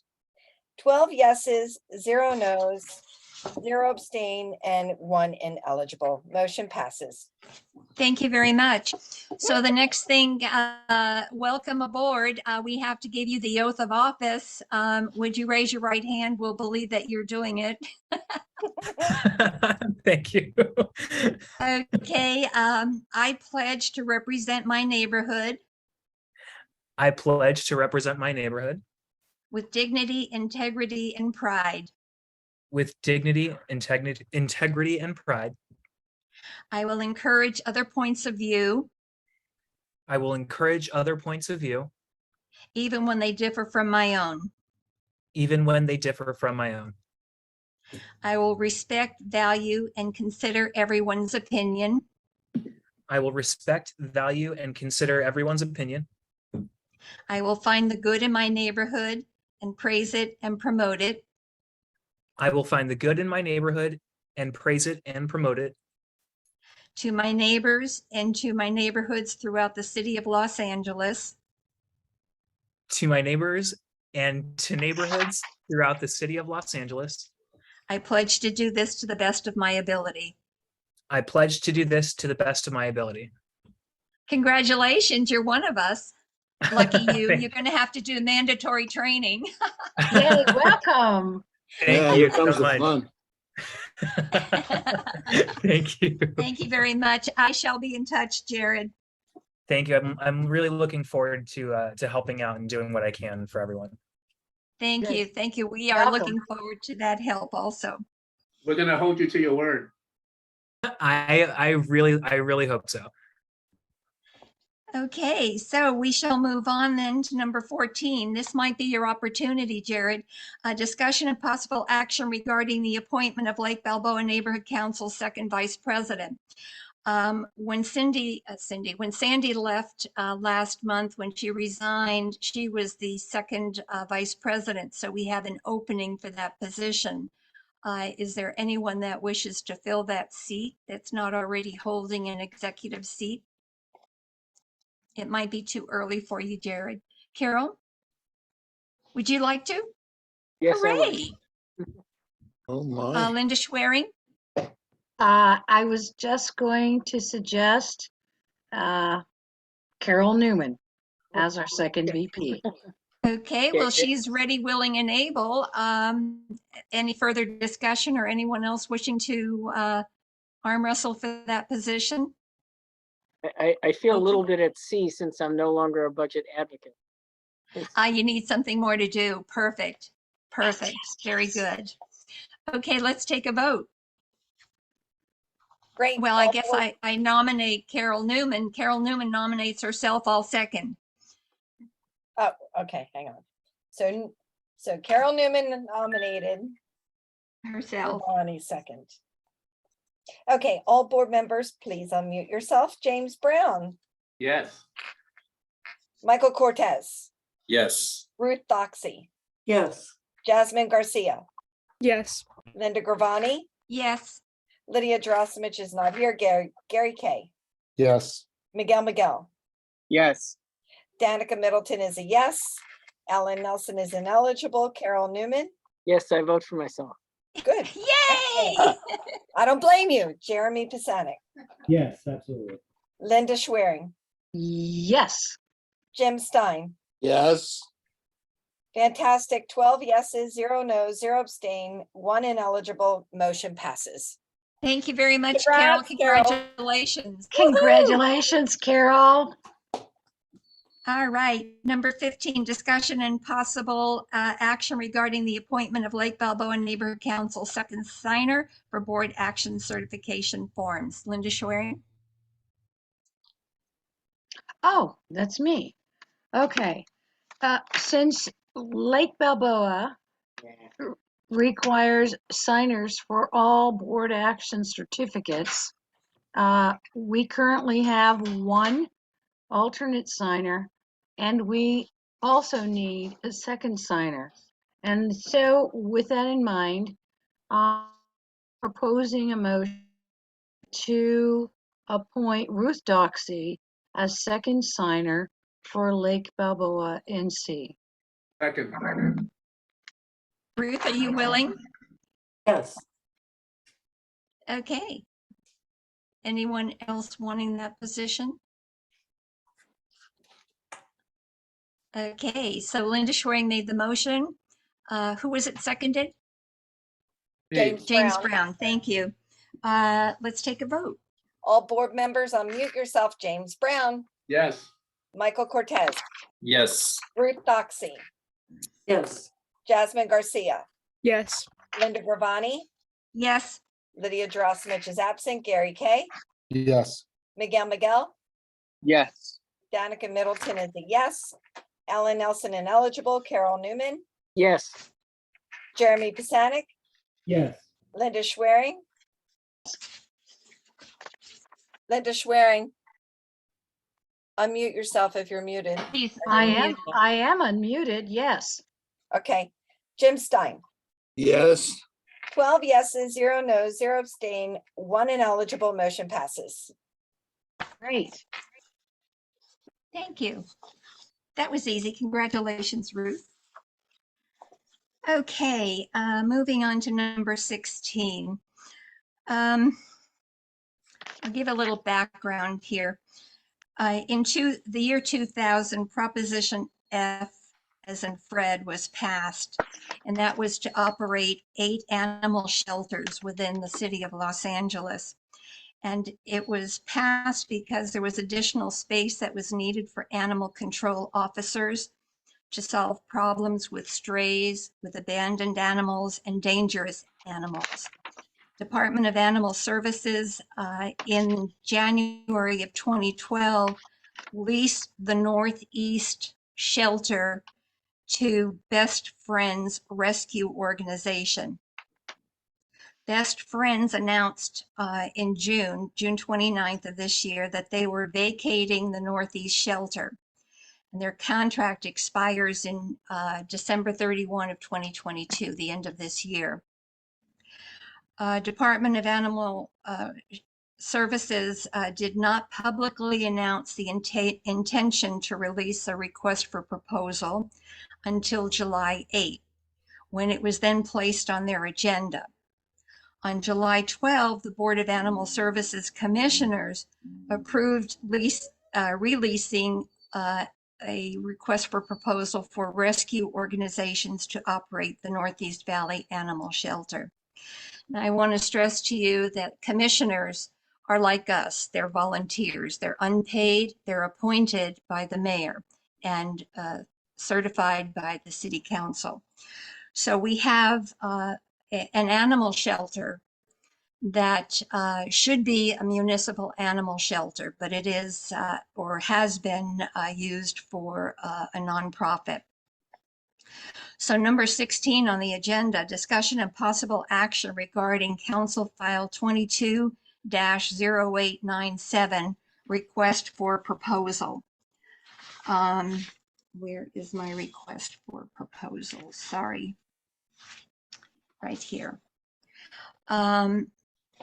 Because this wasn't done openly, Paul Koretz created a council file so that the request for proposals are out in the open, that neighborhood councils and the public have a chance to vote on it, which didn't happen. So he brought forward this council file. So I move that Lake Balboa Neighborhood Council support the efforts of Council File 22-0897 to implement increased public access to request for proposals and require any commission associated with any department contemplating the issuance of a request for proposal to hold public hearings. Second. Gravani made the motion. Who seconded? Jeremy? Is that correct? Yes. Thank you. Discussion, please. Let's vote. Okay, all board members, please unmute yourself. James Brown, Yes. Michael Cortez, Yes. Ruth Doxey, Yes. Jasmine Garcia, Yes. Linda Gravani, Yes. Lydia Drosimich is not here, Gary Kay, Yes. Miguel, Yes. Danica Middleton is a yes, Ellen Nelson's ineligible, Carol Newman, Yes. Jeremy Pisanik, Yes. Linda Schwerin, Yes. Jim Stein, Yes. 12 yeses, 0 nos, 0 abstain, 1 ineligible, motion passes. Thank you very much. That was short and sweet. Okay, so continuing on with that same concept, number 17, discussion and possible action regarding Council File 22-0943, Department of Animal Services. The background is there were several articles in the LA Times and on Channel 7. One of them is, it's inhumane. Dogs at LA animal shelters go weeks or months without being walked. Horrified LA City Council members call for action on overcrowded animal shelters. And animal services officials blame staff shortage, pandemic challenges for issues at city shelters. I went on to Department of Animal Services website to look at their minutes, and they continually say for the last, I don't know, I looked at 4 or 5 months, they're understaffed by about 50 to 60 people, and that they have additional losses of employees due to COVID absences. They also indicated that they needed more volunteers to help with operation, yet there was never a mention of a plan on what to do. It was just simply stated as a fact. So the, who was it? Paul Koretz again brought forward this motion And he said for the fiscal 2022-23 year, LA Department of Animal Services received only enough of the city's general fund monies, according to department management, fully staff and operate 4 municipal animal shelters. Can you just imagine? As of August 1, 2022, however, the department is operating 6 shelters, all understaffed, with 1 additional shelter being operated under contract by a nonprofit. Department of Animal Services now has 7 shelters with the means to fully operate only 4 of them. So this motion is requesting that funds be found in the budget to support these animal shelters. And if we vote for this particular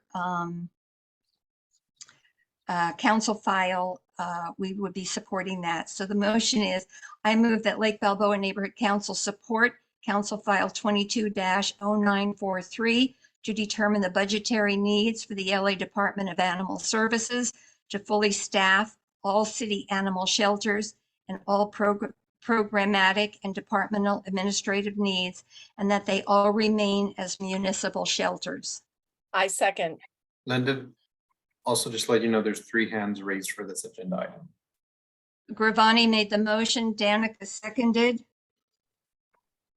Discussion. Glenn Bailey. Glenn Bailey speaking as an individual. Thanks for considering this item. I just wanted to share 2 things. Number one, if you read the council motion made by Mr. Koretz, I mean, I think it's great to look into this and have a report back. But one of the things listed on there is a parcel tax to fund this. And that concerns me when the city has $11.8 billion budget to then, try to fund piece by piece, parcel taxes for an animal shelter or 2, even though I'm certainly think it should be definitely a priority, especially since the voters passed the bond measure. The second thing I want to share was when this was brought to our attention, one of the things that the budget advocates do is we review the request by each department that submits to the mayor, through the mayor, for the upcoming budget year. So we looked at animal services, about over 100 pages of their budget submittal that was submitted last fall for this current fiscal year.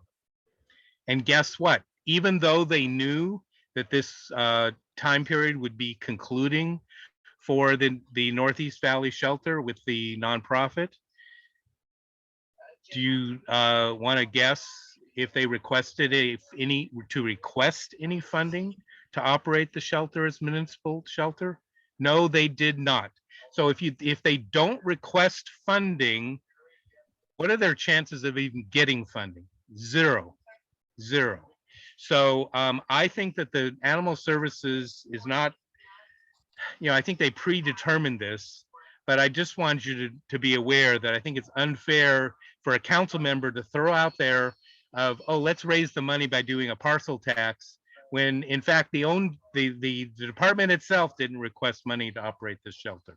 They could take their chances and be in competition with the other city departments. And I know there's limited money, I get that, but fair is fair. The voters paid to have this shelter built and operate as a municipal shelter, and it's the city's responsibility to figure out how to do that. Thank you. Okay, we have a couple hands here. Jamie York, and just for the information of the board, Jamie is from our neighbor to the west of us, the Reseda Neighborhood Council. Hi, Jamie. I'm speaking as an individual, but I did a pretty detailed CIS on issues related to this. I really don't want you to take the position of just straight support. Support if amended would be okay, or oppose unless amended. But there's a lot of complex issues here. As Glenn said, going to the parcel tax when they didn't even request more money. And in fact, in the budgetary follow-up, that was done during budget season. They even sort of said, like, are there additional things that you need? And the answer from that department was no. Additionally, there's something called the Animal Welfare Trust Fund. And the Animal Welfare Trust Fund is in a contract, a $1.5 million contract for website redesign and fundraising services. That contract has not yet been fulfilled. It's late, it's months late. But the reason they can do that is because Koretz changed what the Animal Welfare Trust Fund could be used for. It used to be that it was just for the sole purpose of like maintaining like the health and wellness of animals, but they opened it up so that they could do other services with it. And the first thing that they did was this contract. And in fact, last fiscal year, 63% of the spending out of that trust fund was on this $1.5 million contract. So I love the animals, don't get me wrong, but I don't think that it is right that they are immediately jumping to a parcel tax when there is very clear mismanagement happening and they are spending money on wildly out of like step with what things would cost. And they're also using donor funded money for like, again, like it's literally like a website design and fundraising contract, and they haven't significantly increased the fundraising. And then the last thing is none of this addresses what's happened with the volunteers who have been dismissed for speaking out about the conditions. And I think that any statement that doesn't address the volunteers, and I've spoken with a number of them that spoke out because they didn't want to see the animals suffering anymore. I think that does a disservice to our communities to not address that. So, like looking for where there's, possible more budgeting and stuff, but I think it also has to be addressed how mismanaged the department has been, and that it is a problem of managerial leadership that's causing these problems as well. It's not just a lack of money, it's bad priorities and it's bad managership. So thank you for your time. I really appreciate it. Thank you. Stacy Rotter. Am I unmuted? Yes. Man, and I thought I was going to make it through a whole meeting without a comment today. Not when it comes to the animals. I have to speak up. And Jamie, you just seriously threw me like the perfect pitch, because what I wanted to share, I'm going to read something in my time, and I will take the same time that the previous two speakers had. So I'm going to read this verbatim. These are not my words. Thank you, LA animal advocates and Angelinos who made hundreds of calls and emails to Paul Koretz and city officials this past month. This was dated August 17th. After years of ignoring concerns about LA animal shelters as Animal Welfare Committee Chair, Koretz is finally doing something. Yesterday, Koretz introduced a motion to determine the quote budgetary needs for LA Animal Services to fully operate and staff City of LA animal shelters. Koretz's motion frames the problem as a lack of money. This also overlooks Koretz's role in misusing money intended for animal welfare. 2 years ago, Koretz himself approved a $1.5 million contract using Animal Welfare Trust Fund donations to pay The Glue LLC to create a website and fundraise. To this day, there's nothing to show for what The Glue promised. $1.5 million could have paid for 60,000 dog walking hours at $25 an hour. Koretz approved spending 63% of the Animal Welfare Trust Fund in 1 year on a dubious contract, and that source was actually the Reseda Neighborhood Council. Jamie, there you go. Meanwhile, shelter, and I don't know her, by the way. Meanwhile, shelter animals have been suffering, and Koretz and LA Animal Services leaders are blaming the suffering on lack of funds. We still have a lot of work to do to hold Paul Koretz and the city of LA accountable to improving shelter conditions. LA Animal Services continues to suspend and terminate volunteers who whistleblow about shelter conditions. Instead of retaliation, we should be thanking these whistleblowers. They are the reason why Koretz and the city are finally taking action. Not only that, shelters rely on these volunteers to provide basic care for the animals. Volunteers are the only people who walk the dogs. Each volunteer suspension means certain dogs are denied walks. Our pressure campaign is working, as seen yesterday by City Council moving to seek funding, but we can't stop now while the inhumane shelter conditions persist and whistleblowers face retaliation. Keep calling into Animal Welfare Committee and Commission meetings and emailing the city. I'll stop there. So that is the details of what was shared by the previous two speakers. So I would ask you to consider this a little bit more closely. And since none of these things were shared with the agenda, I didn't have an opportunity to review any of this. So I don't know. I would just ask you to consider carefully. Thank you. James Brown? Yes, I agree with everything that's been said up to this point in time, but I want to cap this by saying that anytime that there is an issue involving lack of transparency, mismanagement of funds and the like, it's always capped with a resolution involving more taxes. And this doesn't just stop at parcel tax, it says sales tax as well. And we are already taxed to the hilt. And again, I can't add any more than what's already been said, but I see a lack of transparency. I see a lack of leadership as well. And that's one of the things that has bothered, that's one of the things that is prevalent throughout the LA City Council, with 3 council members being indicted on mismanagement and fraud and corruption. And so again, I think you should take another look at this. There's an obvious lack of transparency, but I, for one, am not for increased taxes in this case. Thank you. Michael Cortez? Just want to get a clarification for this particular motion. It's not for the parcel tax. It's your resolution to be sent to city officials that LB&C strongly condemns the suspension of termination. No, of that's not lawsuits. it. It's the item before that. Oh, I'm sorry. I thought we were already on item 18. My apologies. No, we're on number 17. Oh, my apologies. That's all right.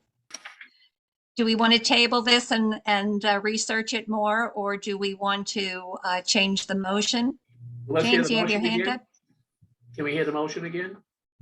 The motion, let's see. I move that Lake Balboa Neighborhood Council support Council File 22-0943 to determine the budgetary needs for the LA Department of Animal Services to fully staff all city animal shelters and all programmatic and departmental administrative needs, and that they all remain as municipal shelters. It was And it made by also myself and seconded by Danica. And this also includes those items listed A through F, including increased taxes. Is that correct? Correct. Thank you.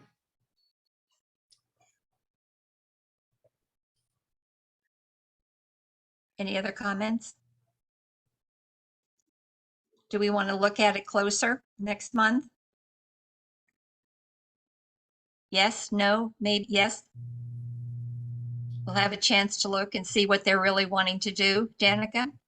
James, do you still have your hand raised, or did you raise it again? No, I didn't. You didn't lower it. Okay. Well, Danica and then Linda. Is next month going to be too late? No, I don't think so. It's 60 days. Okay. And then it's going to be a report back. So I don't think that they are that quick. Well, you're Jim raising Stein, money you have that- your hand raised? Linda Schwerin?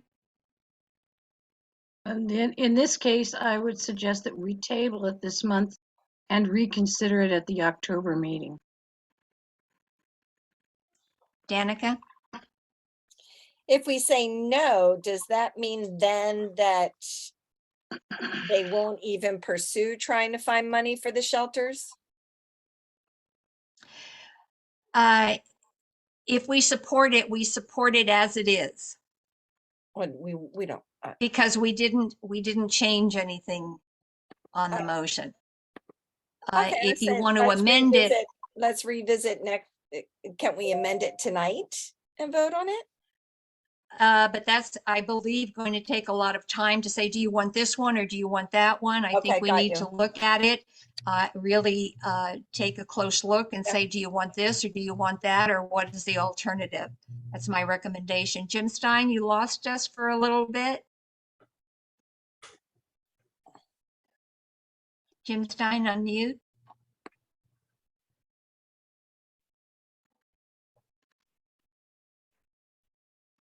While we're waiting for Jim to unmute, Steve Leffert. Motion to table is not debatable. So you need to take a vote on whether or not you're tabling it. It's not debatable. Correct. So we just do it. Okay. No, No, we table it or not. We can vote on it. You vote on whether or not you want to table the motion. You're not discussing what's in the motion. You're simply voting on whether or not you want to table the motion now. Correct. Okay, Jim Stein, were Um, you gone for a little bit?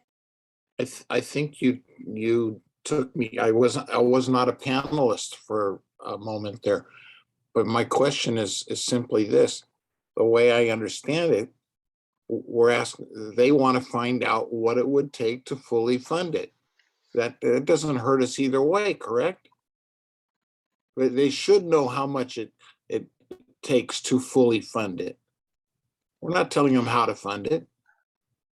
You need, Well- you need to take the vote on tabling it without further discussion. Oh, Well, have okay, you asked for I the would like, vote? yes, let's take a vote on tabling. Okay, so what do I title this? 17A? Yes. Tabling Okay. 17A. Perfect. Okay, great. James Brown, No, Michael Cortez, Yes, to table it. Ruth Doxey, Yes. Jasmine Garcia, Yes. Linda Gravani, Yes. Lydia Drosmich is not here, Gary Kay, Yes. Miguel, Yes. Danica Middleton is a yes, Alan Nelson's ineligible, Carol Newman, Yes. Jeremy Pisanik, Yes. Linda Schwerin, Yes. Jim Stein. Yes.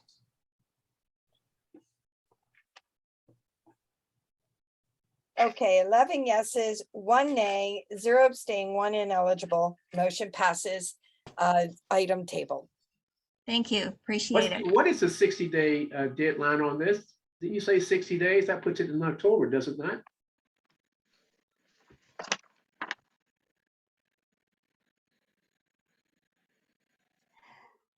I can't find it really quickly. I believe it was, if anybody has the document in It's front of August them. 16th. It was stamped August 16th. So that's a report back. And then it needs to go on to the agenda for city council. Okay, number 18, discussion and possible action regarding the suspension / termination of volunteers at LA animal shelters. So again, as Jamie mentioned, that there were people that mentioned that the city animal shelters were in great need of help. And when you're dealing with the animals and you're caring for the animals and you're finding out that they're not walking around, what do? You become a squeaky wheel because you're frustrated. You don't know what to do. So there were several squeaky wheels that reported this to the media. The media then wrote the articles that I mentioned previously. And then finally, something was done about it at city council. So if these squeaky wheels didn't say something, the poor animals would still be in the same shape that they're in. So on number 18, I would like to make a resolution that the Lake Balboa Neighborhood Council strongly condemns the suspension or termination of volunteers for speaking to the press regarding the conditions at the city animal shelters and that they be immediately reinstated. Second, Ravani made the motion. Who was it? I seconded it. Okay. Okay, Jim Stein, Ravani and Jim Stein. Discussion.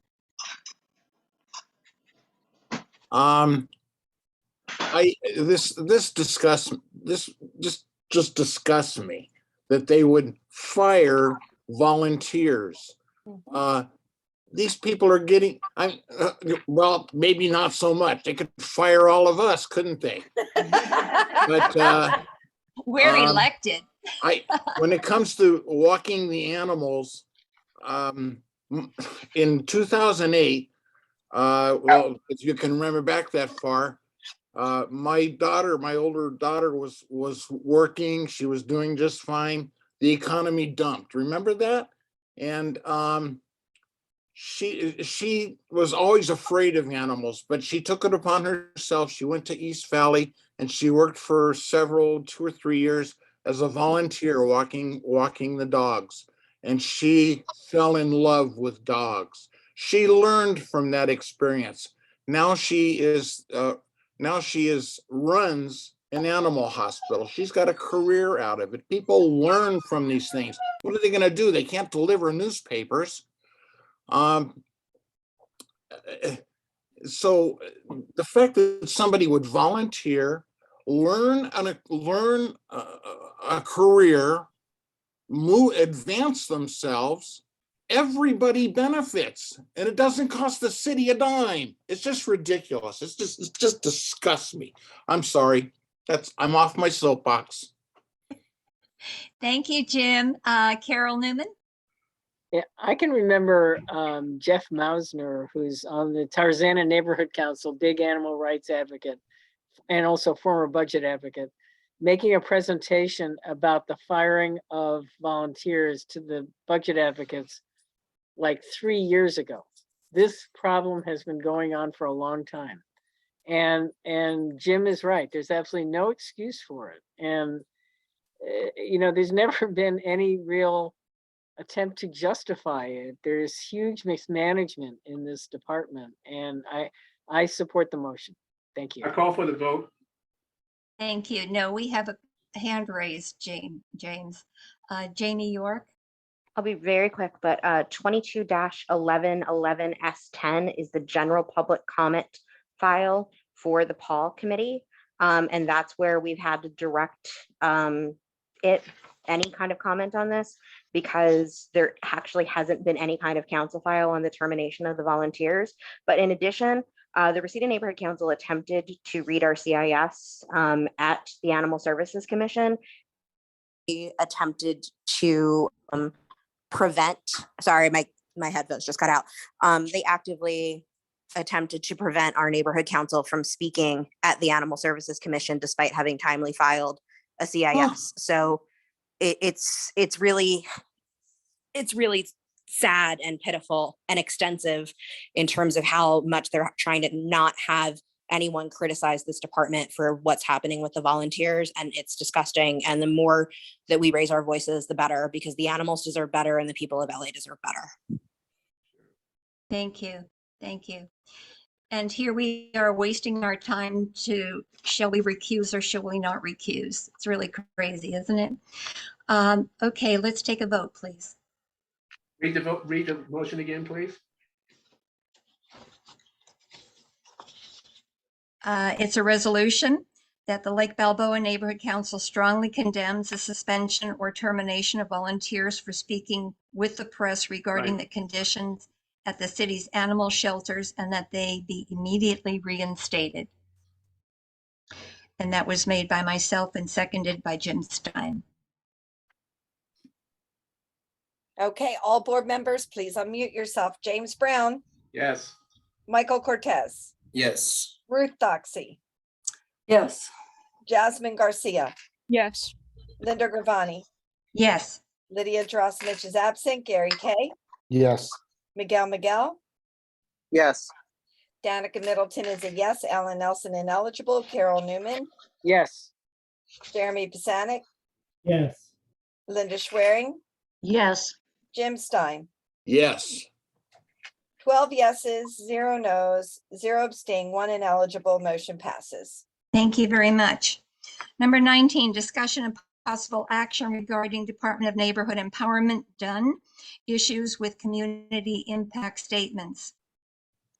So you all know that neighborhood councils are given the opportunity of forwarding community impact statements on council files that we represent for the entire community of Lake Balboa.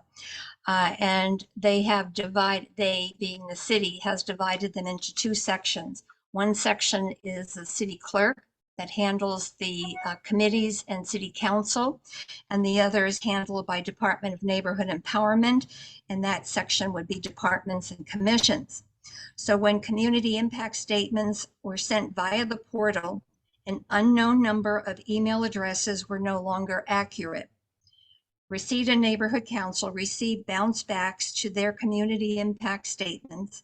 Upon research, they discovered a bounce back from a department that was abolished in 2009.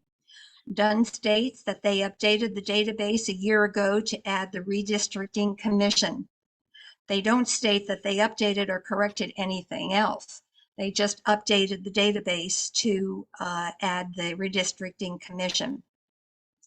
Bottom line, this is the vehicle neighborhood councils are to use to forward our community voice. We are advisory, but apparently we can't advise because they're not going to the correct departments. So I move that Lake Balboa Neighborhood Council forward a letter to Board of Neighborhood Commissioners, Mayor Garcetti, City Council, Budget and Finance, LA Information Tech, and LA Art, Parks, Education, and Neighborhoods Committee to support, in support of Reseda's Neighborhood Council's request for a plan to be devised and implemented to remedy this situation immediately. Second. Gravani made the motion, James Brown seconded, Jamie York. Yeah, I swear I'm not going to come to your meeting this much in the future. This is just a That's okay. where there's like a bunch of things at once. But I'm the one who discovered the outage because of my work on the next item on your agenda. Affected commissions included Rec and Parks, Ethics, City Planning, which is a really big one, Police, South Valley Area Planning, and Transportation. And in some of the cases of the emails, when in researching this, it looks like the emails haven't been updated since 2007. They had commissions that hadn't existed since 2009. And they have, in some cases, don't have commissions listed that currently exist. So we were in good faith sending our CISs to some of these departments on topics that we cared about, notably the ethics issue that you'll hear next. And the ethics department got none of the CISs advocating for this change around neighborhood councils because the email address was wrong because it wasn't updated or maintained. This is the way that we're told to have a tool to have our voices like officially recognized and heard, and that tool wasn't maintained. And the department is now telling people, oh, well, we didn't have our budget fulfilled. But I want to know, how would the budget being fulfilled have allowed them to keep around 50 email addresses up to date? Because that's all this issue really is that around 50 email addresses weren't kept up to date and seemingly haven't been kept up to date since 2009, given that the ethics email and the Rec and Parks email were ones that were in a format that hasn't been used in over a decade. So that seems to be how long this problem extends back, that no one thought, oh, maybe we should look at the emails and see if it's working. So in Reseda's case, about 14% of our CISs last fiscal year went absolutely nowhere. And some of the stuff that we submitted on was time sensitive. So if you're not angry, you should be. Yeah, I'm angry, absolutely angry. Glenn Bailey.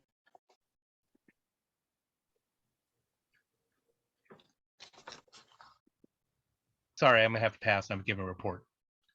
Okay. My concern is I'm wondering why Department of Neighborhood Empowerment is getting these community impact statements. I think it belongs under one umbrella, which would be the city clerk.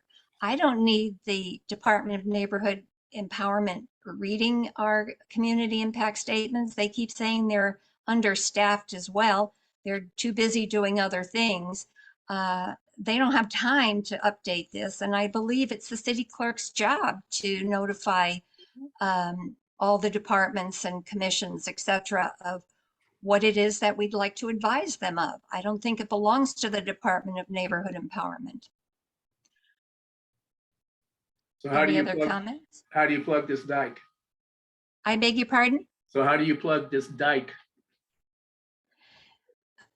Well, first by getting them to do it correctly. They're saying that they need additional monies to have the system upgraded. I believe rather than upgrading, that it needs to go to the city clerk, period.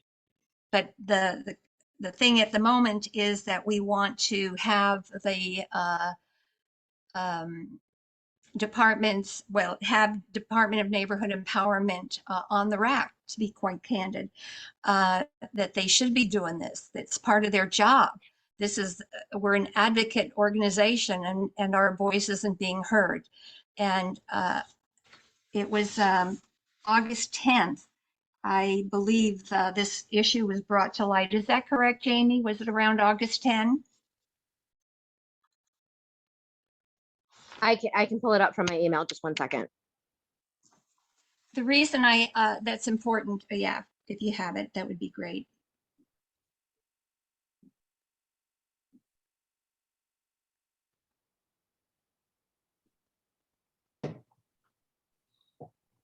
Correct. It was August 10th. I first noticed the discrepancy in mid-July, and I asked the ethics department to confirm it. It took them a little bit to confirm it because that was in the middle of their filing period, but August 10th was when they confirmed it, and when done first became aware of the issue. Okay, so August 10, there's an issue that your community impact statements are not reaching the people that you want it to reach. That's a big deal, isn't it? So when does Department of Neighborhood Empowerment tell us about it? August 25. 15 days later, you could be sending community impact statements to a non-existent email. Isn't that crazy? It is crazy. Daniel, are you going to defend Department of Neighborhood Empowerment? That's an interesting choice of words. I was going to state that on August 25th, Tom did send out the email. So my request would be for the board members to take a look at the email yourself. And I just wanted to note that yesterday, this issue was addressed at the bond meeting. So when that recording is up, please take the time and review that information as well. The board was sent Thomas Soon's email, so they did have it. And still, to me, unfortunately, something as important as that, that's what our charge is to let the city know what the community wants. It takes 15 days to say, hey, wait a minute, don't send anything out yet, there's a problem, until we figure out what the issue is. But we didn't get that. We just got, well, you know, we didn't get the money in the budget. So anyway, Jamie?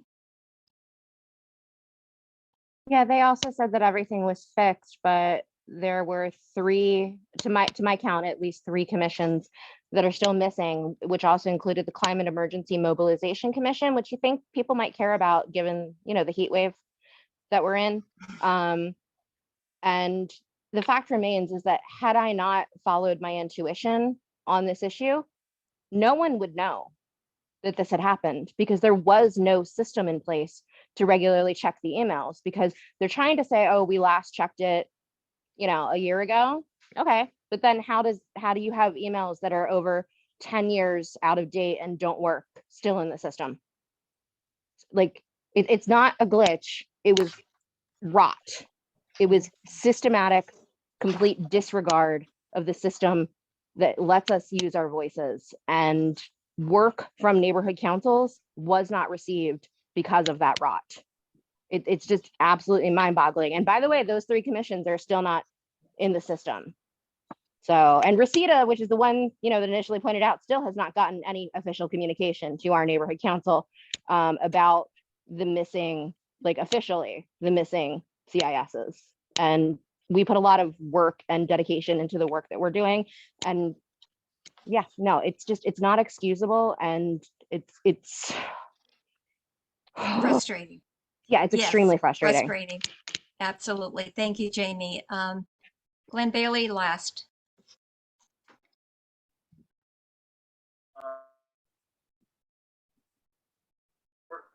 Thanks for the second try. I'm going to assume that Jamie said it all, but I wanted to share with you my personal involvement with regards to community impact statements. We file, as you know, not just to the city council and committees, we also file to all the boards and commissions of the city. And in 2016, an issue came up that my neighborhood council or some group of councils wanted to file Department of Water and Power, and they said, how do we do that? I checked the filing portal for community impact statements, and guess what? Department of Water and Power wasn't even listed. We investigated further, and other major departments, including Public Works, wasn't even listed. Ultimately, we found that there were about 24 different departments not even listed in that. So I compiled those, and I think it took a month or so, but those got added to the portal. I don't mind doing that, but the point is that the department has paid staff who's responsible for community impact statements and all the work associated with it. So separate from the email addresses being not updated, if there's no department there, there's not even an email address to be corrected. And then something happened, I don't know what prompted, but in 2020, so that would have been after the current general manager took over, I similarly went through all the boards and commissions and found 12 more that were not included. Now, admittedly, 2 of those were new, including the the Human and Civil Rights Department. That was a new department, and the cannabis, that was new, but the other 10 were not. So the point is, the department needs to do its job and keep on top of this, all aspects of it. Adding departments when new ones are created, new boards, and removing ones that are obsolete, no longer there, updating the email addresses, basically making sure that we, the neighborhood councils, have the tools to file to any one of the entities that we are legally entitled to file to. So thank you very much for considering this item. Thank you. Here again, a department not doing what they're supposed to be doing. I mean, here's animals, Department of Animal Services, and here's Department of Neighborhood Empowerment. We're disempowered. Let's take a vote. Okay, all board members, please unmute yourself. James Brown, Yes. Michael Cortez, Yes. Ruth Doxey, Yes. Jasmine Garcia, Yes. Linda Gravani, Yes. Lydia Drosmich is not here. Gary Kay, Yes. Miguel. Yes. Danica Middleton is a yes. Ellen Nelson's ineligible. Carol Newman, Yes. Jeremy Pisanik, Yes. Linda Schwerin, Yes. Jim Stein. Yes.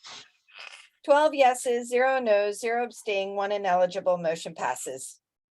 Thank you very much. Now, hopefully it gets to where we want it to go. Number 20. Sorry, had to do it. Just had No, to. that was worth it. That was good. Thank you. Discussion and possible action regarding Council File 22-0560, Municipal Lobbying Ordinance.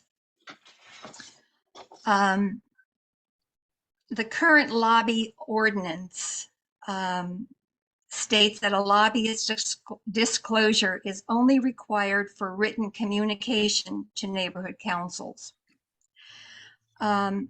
The same disclosure when a lobbyist makes an oral presentation or public comment to a neighborhood council. Wait a second, I didn't do that right. Okay, the current lobbying ordinance requires that a lobbyist write their disclosure. They never write to us, ever.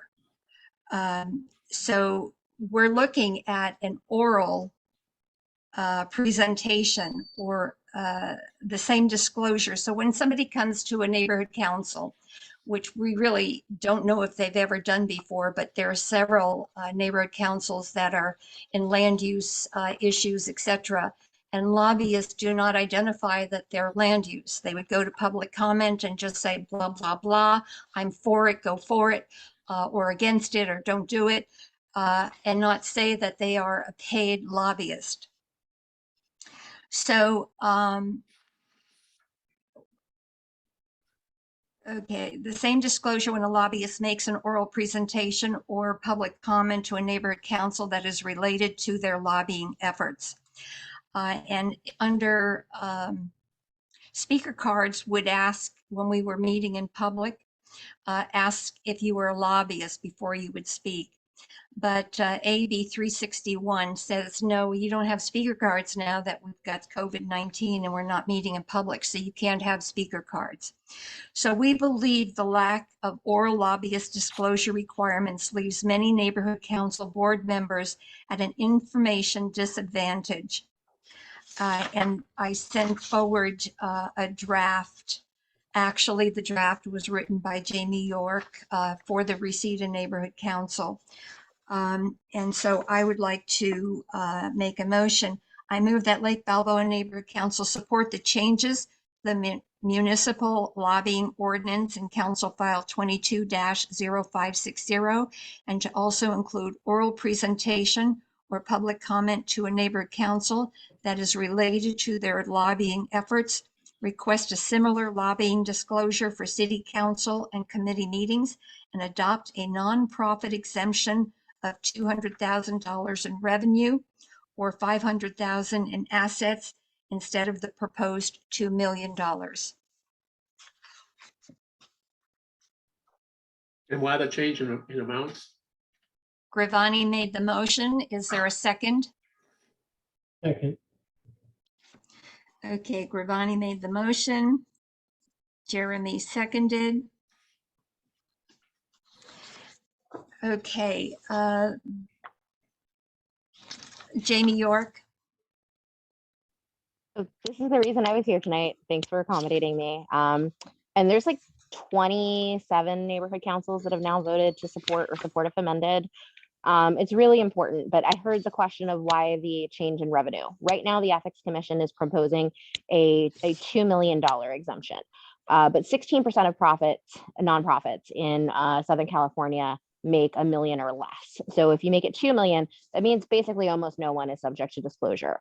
If we lower it down to 200,000 in revenue or 500,000 in assets, that aligns with what San Francisco currently uses, but also it aligns with IRS filings. So if you have a nonprofit and you file a 990N or a 990 Easy, very simply, you wouldn't have to register your lobbying activity, even if you are lobbying, unless it's directly related to like a contract that you're trying to get for the city. That's a little different story. But if you are above that, then you would. And the reason that's important is because if you have to register as a lobbyist, that means that the activity that you do in furtherance of that lobbying has to be registered with the city, which means it's publicly available, which means it's searchable, which means it's disclosable. And I think it's really important for the public to be able to track that kind of activity. But in addition, part of the reason that the MLO is so important, it has not been comprehensively updated since 1994. I was in 5th grade. And a number of loopholes have been exploited by lobbyists to avoid having to register as lobbyists. This current iteration of the MLO closes many of those loopholes, but I think if we leave the nonprofit exemption open, what we're going to see is the formation of nonprofits in furtherance of lobbying activity to basically mean that that activity would not have to be registered and thus accounted for with the city, because it leaves open sort of a gaping possibility for loopholes. And we don't want that. We want to be able to have transparency. We want to have the ability for the public to be able to search on an issue that they talk about. So thank you very, very much. All right, thank you.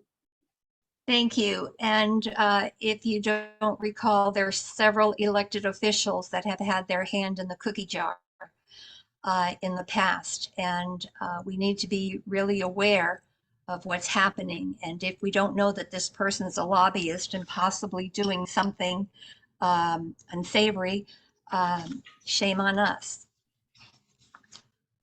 Any further discussion? Let's vote. Okay, James Brown, Yes.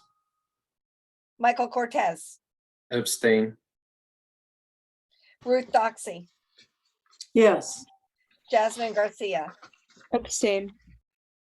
Linda Gravani, Yes. Lydia Drosimich is not here, Gary Kay, Yes. Miguel. Yes. Danica Middleton is a yes. Alan Nelson's ineligible. Carol Newman, Yes. Jeremy Pisanic. Yeah. Linda Schwerin, Yes. Jim Stein. Yes. 10 yeses, 0 nos, 2 abstain, 1 ineligible. Motion passes. Thank you very much. Thank you, Jamie. Number 21, land use, discussion of possible action regarding ZA-2021-5065-CUB sports bar alcohol license. at 7551 Woodley Avenue, southwest corner of Satakoy and Woodley. Miguel? Hi, everyone. Sorry, I don't have my video on. We had a blackout with some internet issues, so I'll make this a little quick for everyone. So very quickly, the description on this is that the applicant, Daryl Petrie, is seeking the approval for the sale and dispensing of a full line of alcoholic beverages for on-site consumption within an existing restaurant known as the Foxy Bar and Grill, which is located at 7551 Woodley Avenue on the southwest corner of the Satakoy Street and Woodley Avenue intersection near the flyaway. When this was brought up to committee, the applicant gave a 5-minute presentation to the committee to discuss the status of their application. And then we further discussed the potential safety concerns due to the 2 car accidents that have crashed into this building, the envisioned alcohol plan from the restaurant owners, and the benefits this service would bring to the flyaway and its patrons. We eventually saw that this could be a very beneficial asset to the flyaway. However, that alcohol should only be served until 11 p.m. and not 2 a.m. as the applicant requested. And therefore, that is why the committee recommends the motion that we move that the LBNC recommend the approval of application ZA-2021-5065-CUB for the sale and dispensary of a full line of alcoholic beverages for on-site consumption up to 11 p.m. at the Foxy Bar and Grill. Gravani seconds. Miguel made the motion. Gravani seconded. Discussion.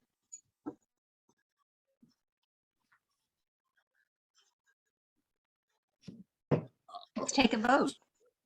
All board members, please unmute yourself. James Brown, Yes. Michael Cortez, Yes. Ruth Doxey, Yes. Jasmine Garcia, Yes. Lydia Gerasimovich Linda Gravani. Yes. Lydia Gerasimovich is not here. Gary Kay, No. Miguel. Yes. Danica Middleton is a yes. Alan Nelson ineligible. Carol Newman, Yes. Jeremy Pisanic, Yes. Linda Schwery, Abstain. Jim Stein. No.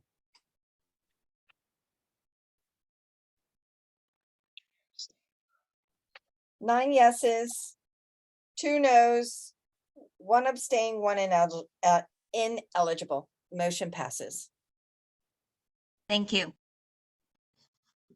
Number 22, land use, discussion and possible action regarding TT-83845-8HCA 6435 and 6439 Woodley demolition. Miguel? Thank you, Linda. So everyone, this application is for a new project. The proposed project would demolish 2 existing single-family dwellings to construct 10 new single-family dwellings, with each unit having a 2-car garage and a roof deck. Currently, this location consists of 2 parcels, but this application seeks a small lot subdivision for their new 10 units.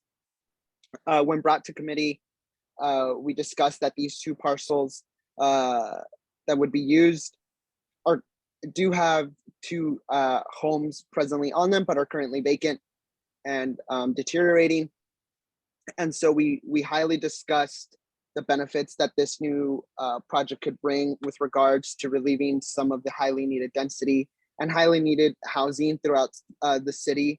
And we believe it to be an asset, which is why we think that this anticipated development is still in conjunction with the current zoning and would add much needed density to the Lake Balboa neighborhood without creating any detriment to our street parking as well, since it'll have attached garage, which is why I move that the LBNC recommend the approval for application TT-83845-HCA for the demolition of 2 single-family dwellings at 6434 and 6439 Woodley Avenue to develop 10 new single-family dwellings with an attached 2-car garage and roof deck for each. Gravani seconds. Miguel made the motion. Gravani seconded. Discussion.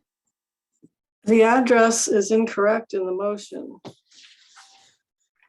In the land use, the first part of it on the agenda says 6435 and 6439.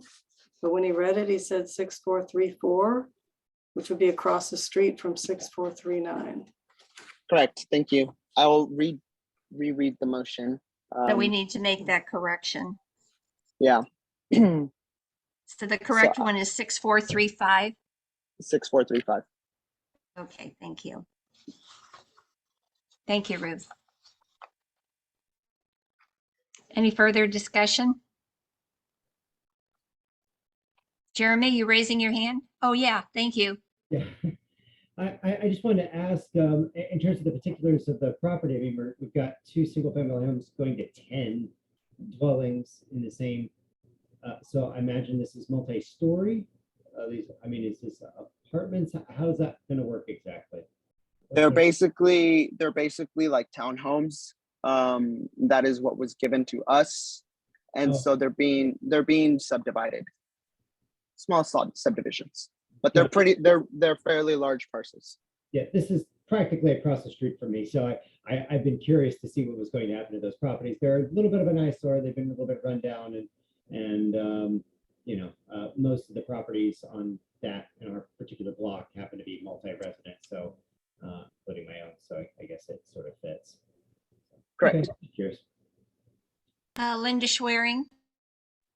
Yes, who is talking besides Miguel? Because I cannot understand what's been said. Jeremy. Oh, thank you. I still don't understand it. Jeremy, you want to repeat? I was just simply asking, you know, what the properties would look like in terms of how they were fitting 10 in a slot of 2 houses, and how that would, you know, appear once it's been completed. But I get to live practically across the street from it, and so I'm also going to enjoy all the construction noise all day. So that'll be fun. Okay, Michael. Miguel, can you remind me again, why did the committee not pass a vote or make a recommendation? It did. So we voted for it to move to the full board. So we recommended yes, which is why it's here in front of you today. It's number 22, item number 22. Great, thank you. Okay, let's take a vote. Okay, all board members, please unmute yourself. James Brown, Yes. Michael Cortez, Yes. Ruth Doxey, Yes. Jasmine Garcia, Yes. Linda Gravani, Yes. Lydia Drossomich is absent, Gary Kay, Yes. Miguel, Yes. Danica Middleton is a yes, Alan Nelson's ineligible, Carol Newman, Yes. Jeremy Pisanic, Yes. Linda Schwerin, No, Jim Stein, I'm going to vote yes.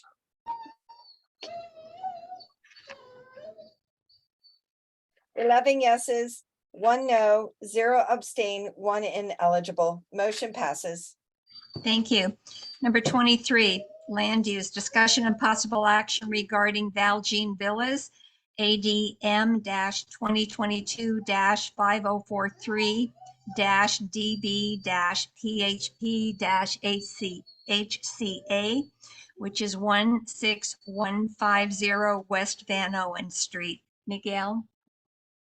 Perfect. And sorry for the long application numbers. That's just how, city files go. Okay. So everyone knows this is a development located at 16150 West Van Noen Street, directly east of Valjean Avenue and Van Noen Street. This application seeks to remove 3 single-family dwellings to construct a new 6-story affordable housing building. This new building will be a total of 99 units and is considered 100% affordable housing. Included in the development of this project would be 50 vehicle parking spaces and 81 bicycle parking spaces. There are multiple incentives sought with this application, including a density bonus. When brought forth to committee, we discussed obviously the necessity of affordable housing citywide and in the Lake Balboa area. And we applauded, obviously, the application that would include 98 units of affordable housing, with 1 unit being for managerial purposes, hence the 99 in total. However, one of the biggest concerns that we had was the reduced amount of parking that this building is required to provide due to LAMC 12.22.A.25, which is the Los Angeles Municipal Code, which requires to provide reduced residential parking of half a space per unit when within half a mile of a major transit stop, which in this case would be near the orange line. What is the new line? The new line, yes, the previously orange line. Additionally, there is a concern that the height of this building may interfere with operations at the VNY, since it is located directly in front of the runway. And therefore, committee members are concerned that we are also placing disadvantaged families in inconvenient and environmentally unstable locations, despite it being affordable housing, which is why when we passed the motion for recommendation, this motion did not pass. And we believe we stand firm on that as a committee. One, primarily due to the reduced parking that this requires. 2, for the height that this building is asking for, that may pose a hazard to the VNY. And 3, for trying to place disadvantaged families in inconvenient and environmentally unstable conditions that do not fit with the guides that we want to have for all members of our community, despite of income. I don't believe there's a motion, right, Linda? No, there isn't. Would the secretary please note that at 9:16, Derry Kay left the meeting, his power went out. Yes. Jim Stein? Well, if there's no motion, there's nothing for me to mention, unless you want to hear it. Well, I know we don't want to get into issues as to having a further discussion without a motion. Okay. And so I just wanted to bring this up to the board's attention. So we are all aware of, the necessity of affordable housing and what this application was bringing forward to us and the reasoning as to why this did not pass committee. And so that is our stance, and hopefully one that is reflected here today. Thank you. Thank you. Appreciate it. Thank Okay, number 24, budget discussion and possible action regarding the July 2022 monthly expense report. Linda Schwering. Oh, that got there quick, didn't it? Okay, with regard to the July MER, does everyone have a copy of that, or would you like me to share the screen? And I could share the screen for you if you want. Oh, Yeah, wow. because If you're offering, stakeholders don't. go for it. Stakeholders do not have it. That's true. Here we go. So, Michael, thank you. You upped me on that, so we are sharing. With regard to the July MER, and this would be our first month in the new fiscal year, you will see, looking on your screen at the top left, our budget is $32,000. And also you can see, as we scroll down, what was spent during the month of July, and then detailed as we follow down. Okay, and that balances us MER of 2022. And therefore, I make a motion that Lake Balboa NC approve the July MER for 2022. Second. Linda Schwering made the motion. James Brown seconded. Discussion.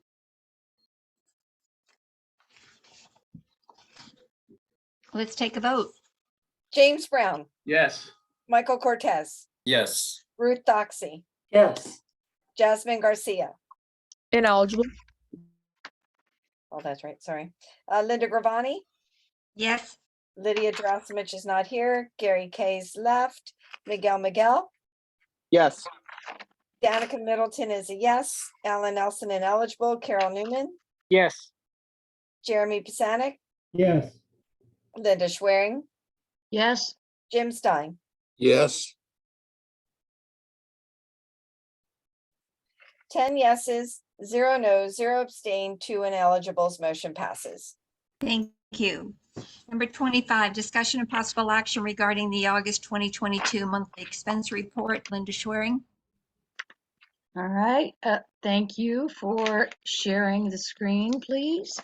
The August MER shows the beginning balance of $30,956.84 and the amount of money that was spent. If you scroll down as we look at the different, oh wait, you're going too fast. Go back up a little. Okay. All right. Look at your budget with regard to office outreach and elections. And notice, please, that these three categories are all considered as one. There is nothing under community improvement. Neighborhood purposes grants is $3,000 and $1,000 was spent during the month of August. And so that leaves us with a net available at the end of August, $28,820.92. These things have been verified, and I make a motion that we accept the August 2022 monthly expenditure report for Lake Balboa NC. Correction. I believe you said 28,820. I believe it's 26,820. You want to put it back on screen? I think I can show you. Yeah, Okay, I wait would a second. So wait a second. So we have a motion from Linda Schwerin and it was seconded by Ruth. Yeah, And and your that was discussion. yes, and that was to accept the August MER. Okay, so your question, Jim Stein? The motion was, well, regardless, Linda Schwerin, you said the net available was 28,820.92. And on your MER, it says 26,820.92. No, actually, net available at the end of August is $28,820.92. It says 26. But my motion was to accept the August MER, and these figures are provided and confirmed by the city clerk's office. Well, they're not perfect either. No kidding. All right. So the motion is that we approve the August 2022 MER monthly expenditure report. Danica?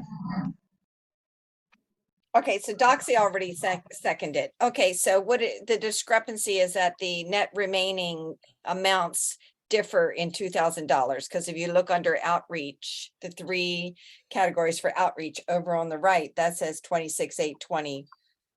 And then when you look at the very top, it says. I disagree.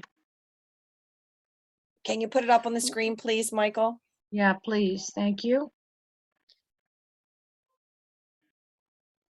Okay, you look at it, it says beginning balance 30,956.84. Total spent, remaining balance, outstanding commitments, net available 28,822.92. Now you go down monthly cash flow analysis, budget category, office outreach elections, all one, 29,000. Then you have the total spent for the month, then unspent budget balance outstanding, and then over here, net available, 26,820.92. These are the two figures that are different.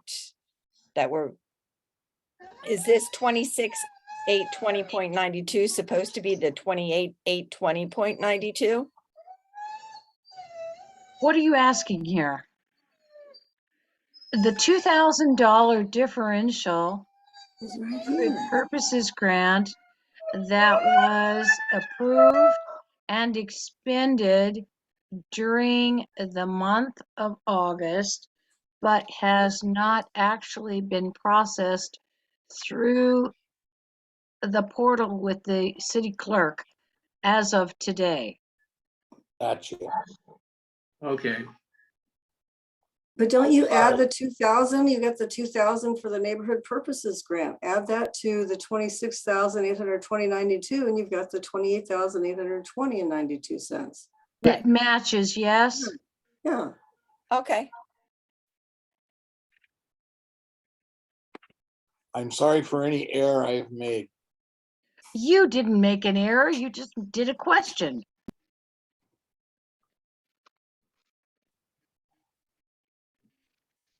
So again, Well, you're muted, Linda G. let's call muted. please for the vote. Yes. My dog was howling, I'm sorry. Yeah, let's take a vote. Okay, James Brown, Yes. Michael Cortez, Yes. Ruth Doxey, Yes. Jasmine's ineligible, Linda Gravani, Yes. Lydia is not here, Gary's left, Miguel, Yes. Danica Middleton is a yes, Alan Nelson ineligible, Carol Newman, Yes. Jeremy Pisanik, Yes. Linda Schwerin, Yes, Jim Stein, Yes. 10 yeses, 0 nos, 0 abstain, 2 ineligibles, motion passes. I have a comment for you all, please. No, we're going to move on. Number 26. No, I'm sorry. I must say, I am very pleased that our neighborhood council scrutinizes and pays attention to the monthly expenditure reports. That ensures accuracy when they are provided to the city clerk. Thank you. Number 26, budget discussion of possible action regarding budget updates. Linda Schwerin.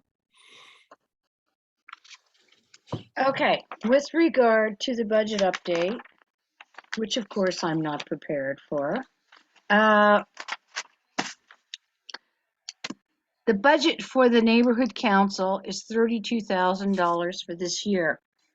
We had anticipated at this particular point in time to receive a reconciliation and an update for the new fiscal year. That has not happened. And so at this point, Lake Balboa NC still has a $32,000 budget for the current fiscal year 2022-2023.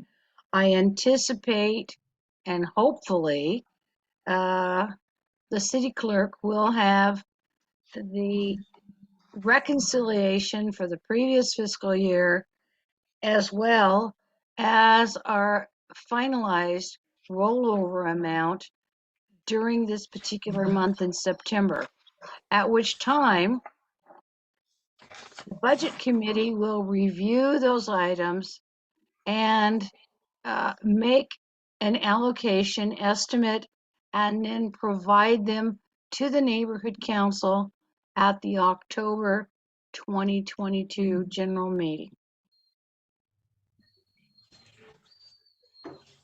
Thank you. Number 27, funding. Discussion of possible action to spend up to $4,000 for grand reopening of Jesse Owens Park.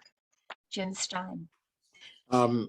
Now, before you go any further, this is the issue that Daniel had.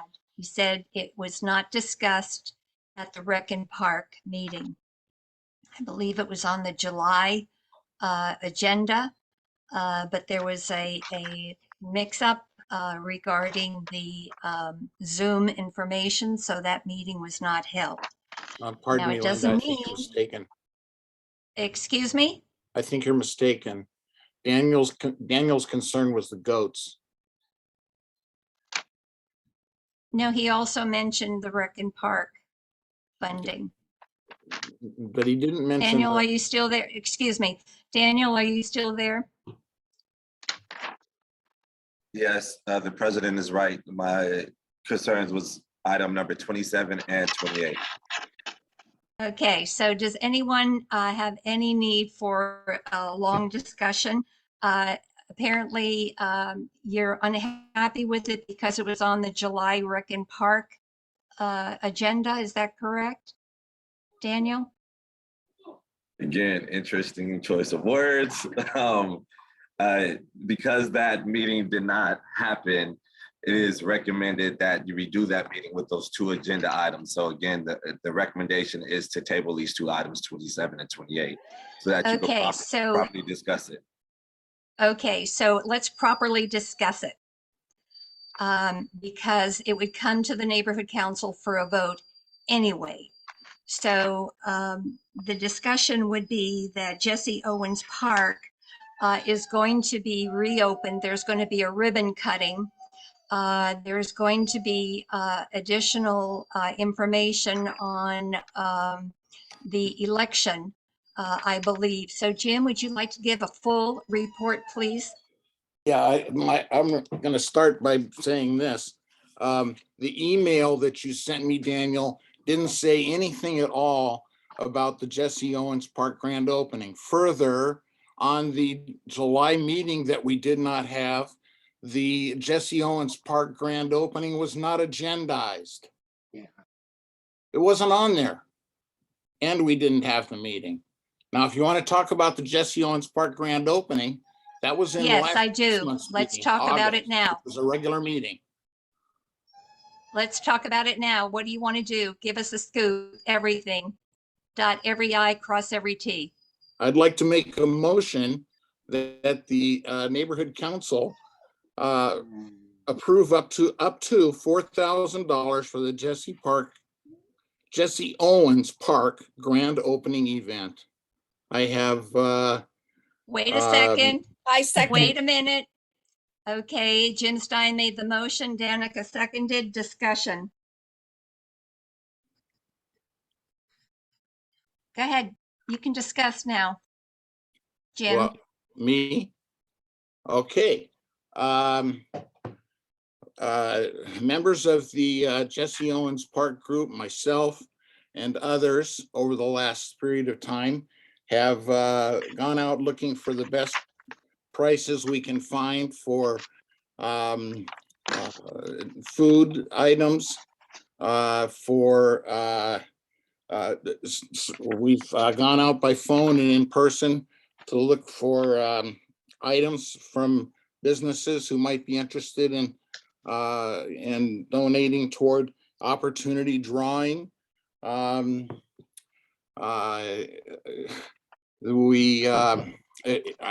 Last time we did something like an event that I dealt with was the election, and we used a local vendor who had a mobile pizza oven. Unfortunately, during COVID, they went out of business. We spent $2,000 for 200 slices of pizza. Now, in these events, we have to have socially distant food. We can't hand it out to them. We can't cook it.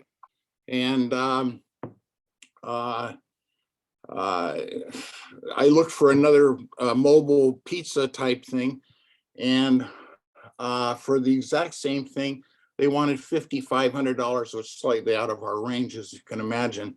So we found a local food vendor who will provide sandwiches and serve them, and they're wrapped up and everything else, and it works out to $2,500 for 2,000 pizza sandwiches things. As you might imagine and have seen for yourself, I know I have, food has gone up during COVID. Amazing, isn't it? So 2,000 for 200 or 2,500 for 200 sandwiches. It's pretty reasonable. Additionally, there will be cookies. And if I could just throw in, this is going to be a big deal. Noreen Martinez is going to be joining us at CD6. There's going to be a lot of activity. There's also, I believe, going to be outreach at the same time. That's what some of the budget is for, to announce our future election in June 2023. So this is going to be a big event, and it's going to be towards the end of October. So we do need to get the funds allocated so that we can spend it and get everything organized. Linda Schwerin? Okay, this is specifically just a comment only. With regard to the current budget, we have in outreach $10,000. If we include the forecasted expense for emergency bin replacements items of $6,000, we have $3,572.91 left in the outreach budget. And we are calling today for $4,000. Up to. The bottom line here is we have not received a final reconciliation from the city clerk for the previous fiscal year, nor a rollover in excess of $9,000 we anticipate to be added to this budget. Therefore, In addition, there is no issue. With the current budget, if we approve the $4,000, we are in the negative.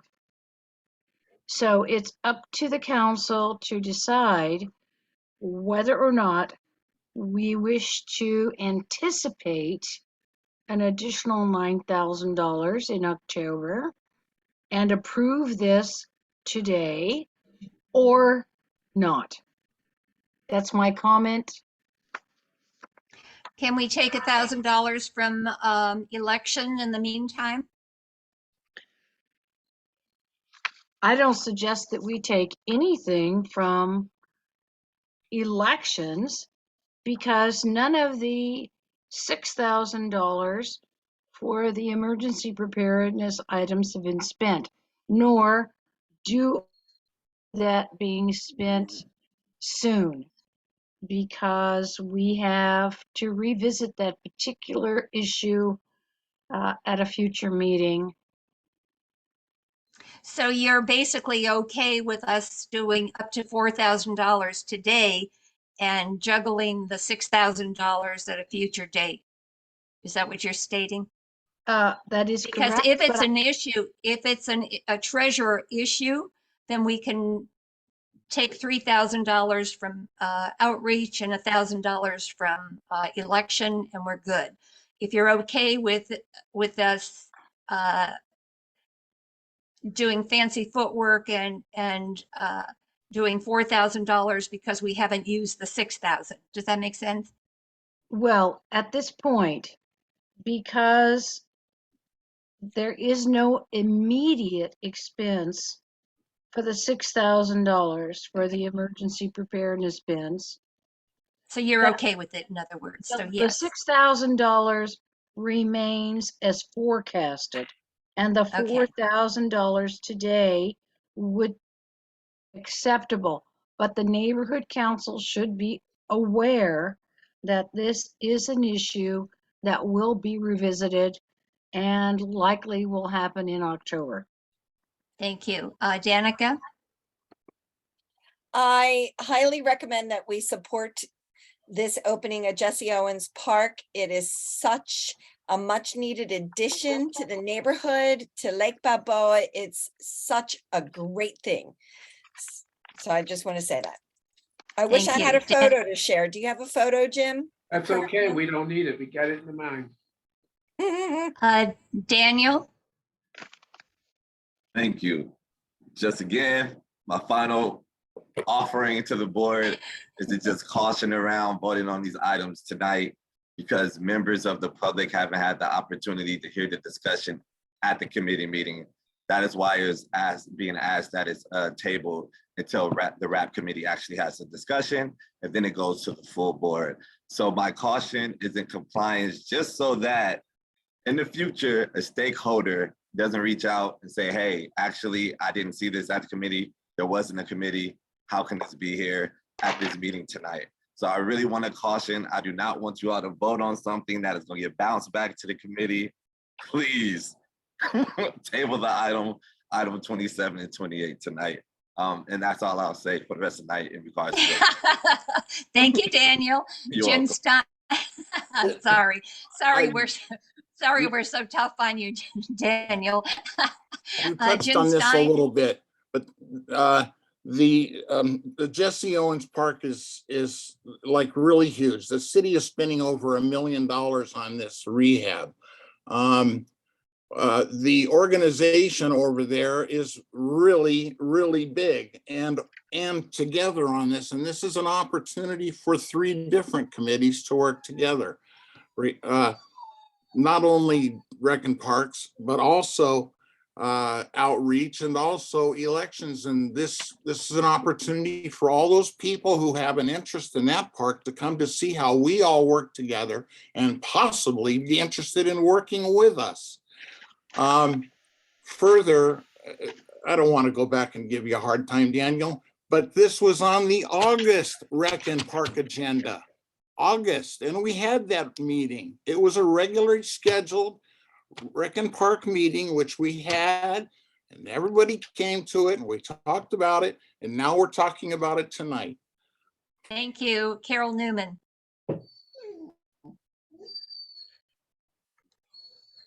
So the recusal was supposed to be with respect to which matters? It's got nothing to do, it's the goats. It's got nothing to do with Jesse Owens. So, okay, so the recusal was not with respect to these matters that we're discussing. No. No, right. never mind. Lydia Grant. Yes, so I'm doing the minutes and I'm just a little confused because you have not called yet for public comments. So as long as you have public comments, I'm trying to clarify for the minutes what the issue for Mr. Johnson is, because I'm trying to understand for the minutes what he's trying to say, if the opportunity to speak on public comments is still available. I'm just trying to clarify for the minutes. Okay, so we will ask Stacy Rotter for her comment, please.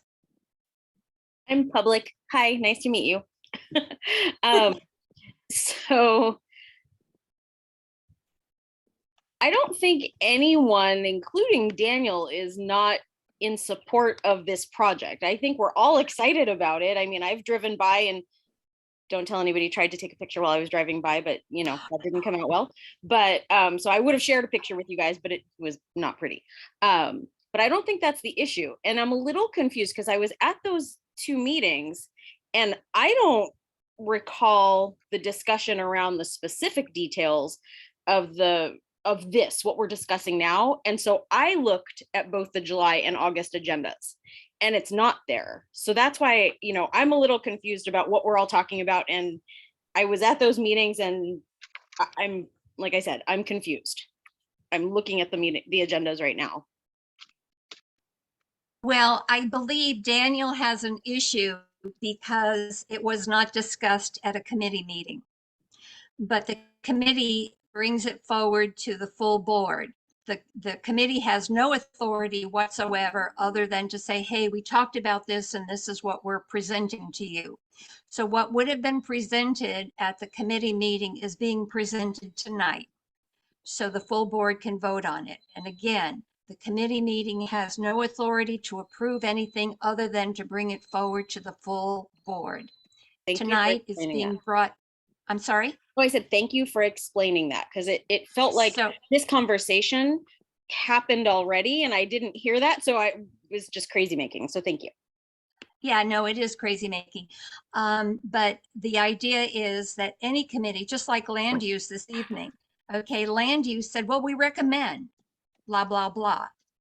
Okay, so then the full board votes. Do we approve it? No letter is going to be written for land use unless the full board approves it or disapproves it or whatever. So it has to come to the full board. So regardless of whether it was or it wasn't at a committee meeting, it's now before the full board. There are people from the public attending the meeting. They can voice their opinion one way or another. Bottom line is, we're going to take a vote. Sorry, Daniel. Linda Schwerin? It is true, of course, that recommendations from committee meetings are something that are provided to neighborhood councils so that it makes it easier for the board to make a decision with regard to a particular item. In this case, the $4,000 for the Jesse Owens park expense was not specifically mentioned at the previous Rec and Parks meeting.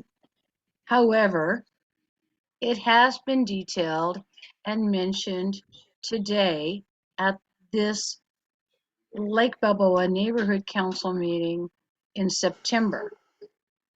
So if the board and the stakeholders, after comments with their advice to the board, continue, then I suggest that we make the vote today.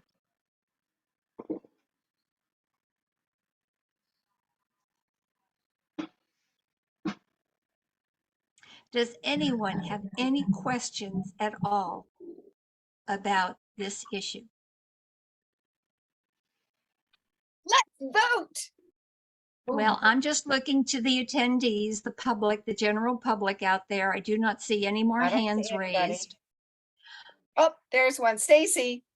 Thank you. Stacy Quick Rotter. question. Can you outline, Jim, just a little bit of detail about what the specifics of the expenditures will be? I have a budget. I don't know if that's what I'm allowed to do at this point. Well, I think isn't that the point of taking a vote, is knowing the details of the budget? And as a community member, I would love to know where the Well, money actually, will go. this vote is whether or not the neighborhood council is willing to authorize $4,000. Right, but how can they make that decision if they don't know what the specifics of the $4,000 are going towards? There's going to be promotion, food catering, bottled water, and cookies. That's what we're going to be responsible for. And printed material. Well, that's why I said publication, promotion. I summarized it. Jennifer? Yeah, Jim just did a good job of summarizing it. The one thing that we've been talking, sorry, I'm Jennifer Friel. For those of you who don't know me, I've been working on this park project with Katie for 2 years. So the food, we did receive quotes from several businesses. This was the best option, and they're an amazing local company. And then the other item that Jim mentioned is cookies, and then water. And honestly, I didn't even know if we can get money for flyers. As a neighborhood person, I was gonna pay for some of that flyer stuff myself, which I'm still happy to do because we've done it in the past. So I was just, kind of trying to help Jim out on this one. I think he said water too, because we've been trying to find somebody to donate water, but we haven't been able to score that just yet. Thank you. My dog is howling. Linda Schwerin and then Jared. Okay, here's my comment, and this may actually refer to something as a response to Stacy. the estimate that's provided up to $4,000 for this particular event, specifically an estimate for total expenses that might be incurred. It is not a detailed budget, and the detailed budget would be something that would be provided separately as required to the city clerk. So at this point, the council would be voting on an expense up to $4,000 if the council feels that that is an acceptable total for this particular event and this particular project. That's it. Thank you. Jared? Hi. My question is just going back to you mentioned a couple times, Jim, that it's going to be a local company providing the food. I was just curious, are we saying, when we say local, do we mean specifically an establishment within the Lake Balboa confines, hopefully? Technically, they are not in Lake Balboa. They're right across the street from Lake Balboa. Bummer. But yeah, I was hoping. I thought they're close enough. They're close enough to where I consider them Lake Balboa, and especially Gotcha. considering the other place that we went to in Lake Balboa was about $8 a sandwich more. Gotcha. Yeah, I'm sure that was probably part of the calculation. Yeah. Okay, I think we've beaten this. Danica? Just curious, is there any, besides the food, and I know CD6 is going to be there, is there going to be any other activities there at the park? That's all we can afford. Gotcha, no problem. Thank you. Let's take a vote, please. Okay, James Brown, Yes. Michael Cortez, Yes. Ruth Doxey, Yes. Jasmine Garcia is ineligible, Linda Gravani, Yes. Lydia Gerasimich is not here, Gary Kay has left, Miguel, Yes. Danica Middleton is a yes, Alan Nelson ineligible, Carol Newman, Yes. Jeremy Pisanik, Yes. Linda Schwerin, Yes. Jim Stein, I'm gonna vote yes. 10 yeses, 0 no's, 0 abstain, 2 ineligibles, motion passes. Thank you very much. It is now 9:54, everyone. Miguel, I need you to say goodnight to the board. Good night, board. Good night, Bye, Miguel. Talk to you again someday. Bye, everyone. Good luck. Be nice to see you sometime. Good night, Mrs. Calabash. Wherever you are. Okay, Miguel is gone. Number 28, discussion and possible action regarding Council File 22-0600-S61 for Rec and Park approval of using goats for brush removal. Jasmine, you came to the bitter end. Thank you. Hi, everyone. Okay, so we previously talked about this one, and it's regarding Rec and Park and using the goats for brush removal in the Sepulveda Basin area. So I'd like to move that the Lake Balboa Neighborhood Council approves or supports Council File 22-0600-S61. Second. Jasmine made the motion, James Brown seconded. Discussion. Carol Newman. You're muted, Carol. Sorry if I'm harping on this, but is this the one with recusal?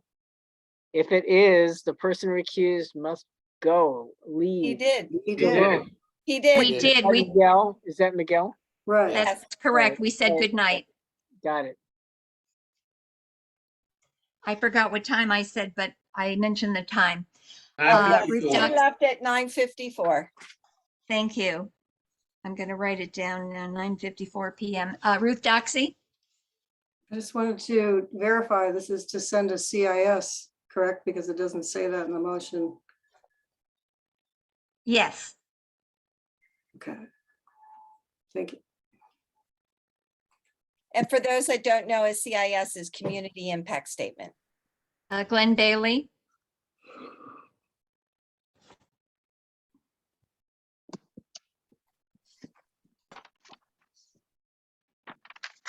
Sorry, I'm on twice. Glenn Bailey. All right, thanks for pursuing this. I just want to let you know at Saturday's Lank meeting, one of the deputy chiefs from LA Fire Department was there and gave an update to everyone.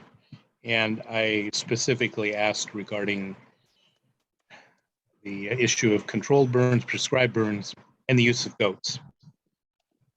And he promised to take it up his chain of command. So if you take this action, you may want to share that also with the fire department, perhaps with him. And I don't have another specific name, but he did make that public commitment at Saturday's Lank meeting. Thank you. Thank you very much. Anyone else? Let's vote. Great. James Brown, Yes. Michael Cortez, Yes. Ruth Doxey, Yes. Jasmine Garcia, Yes. Linda Gravani, Yes.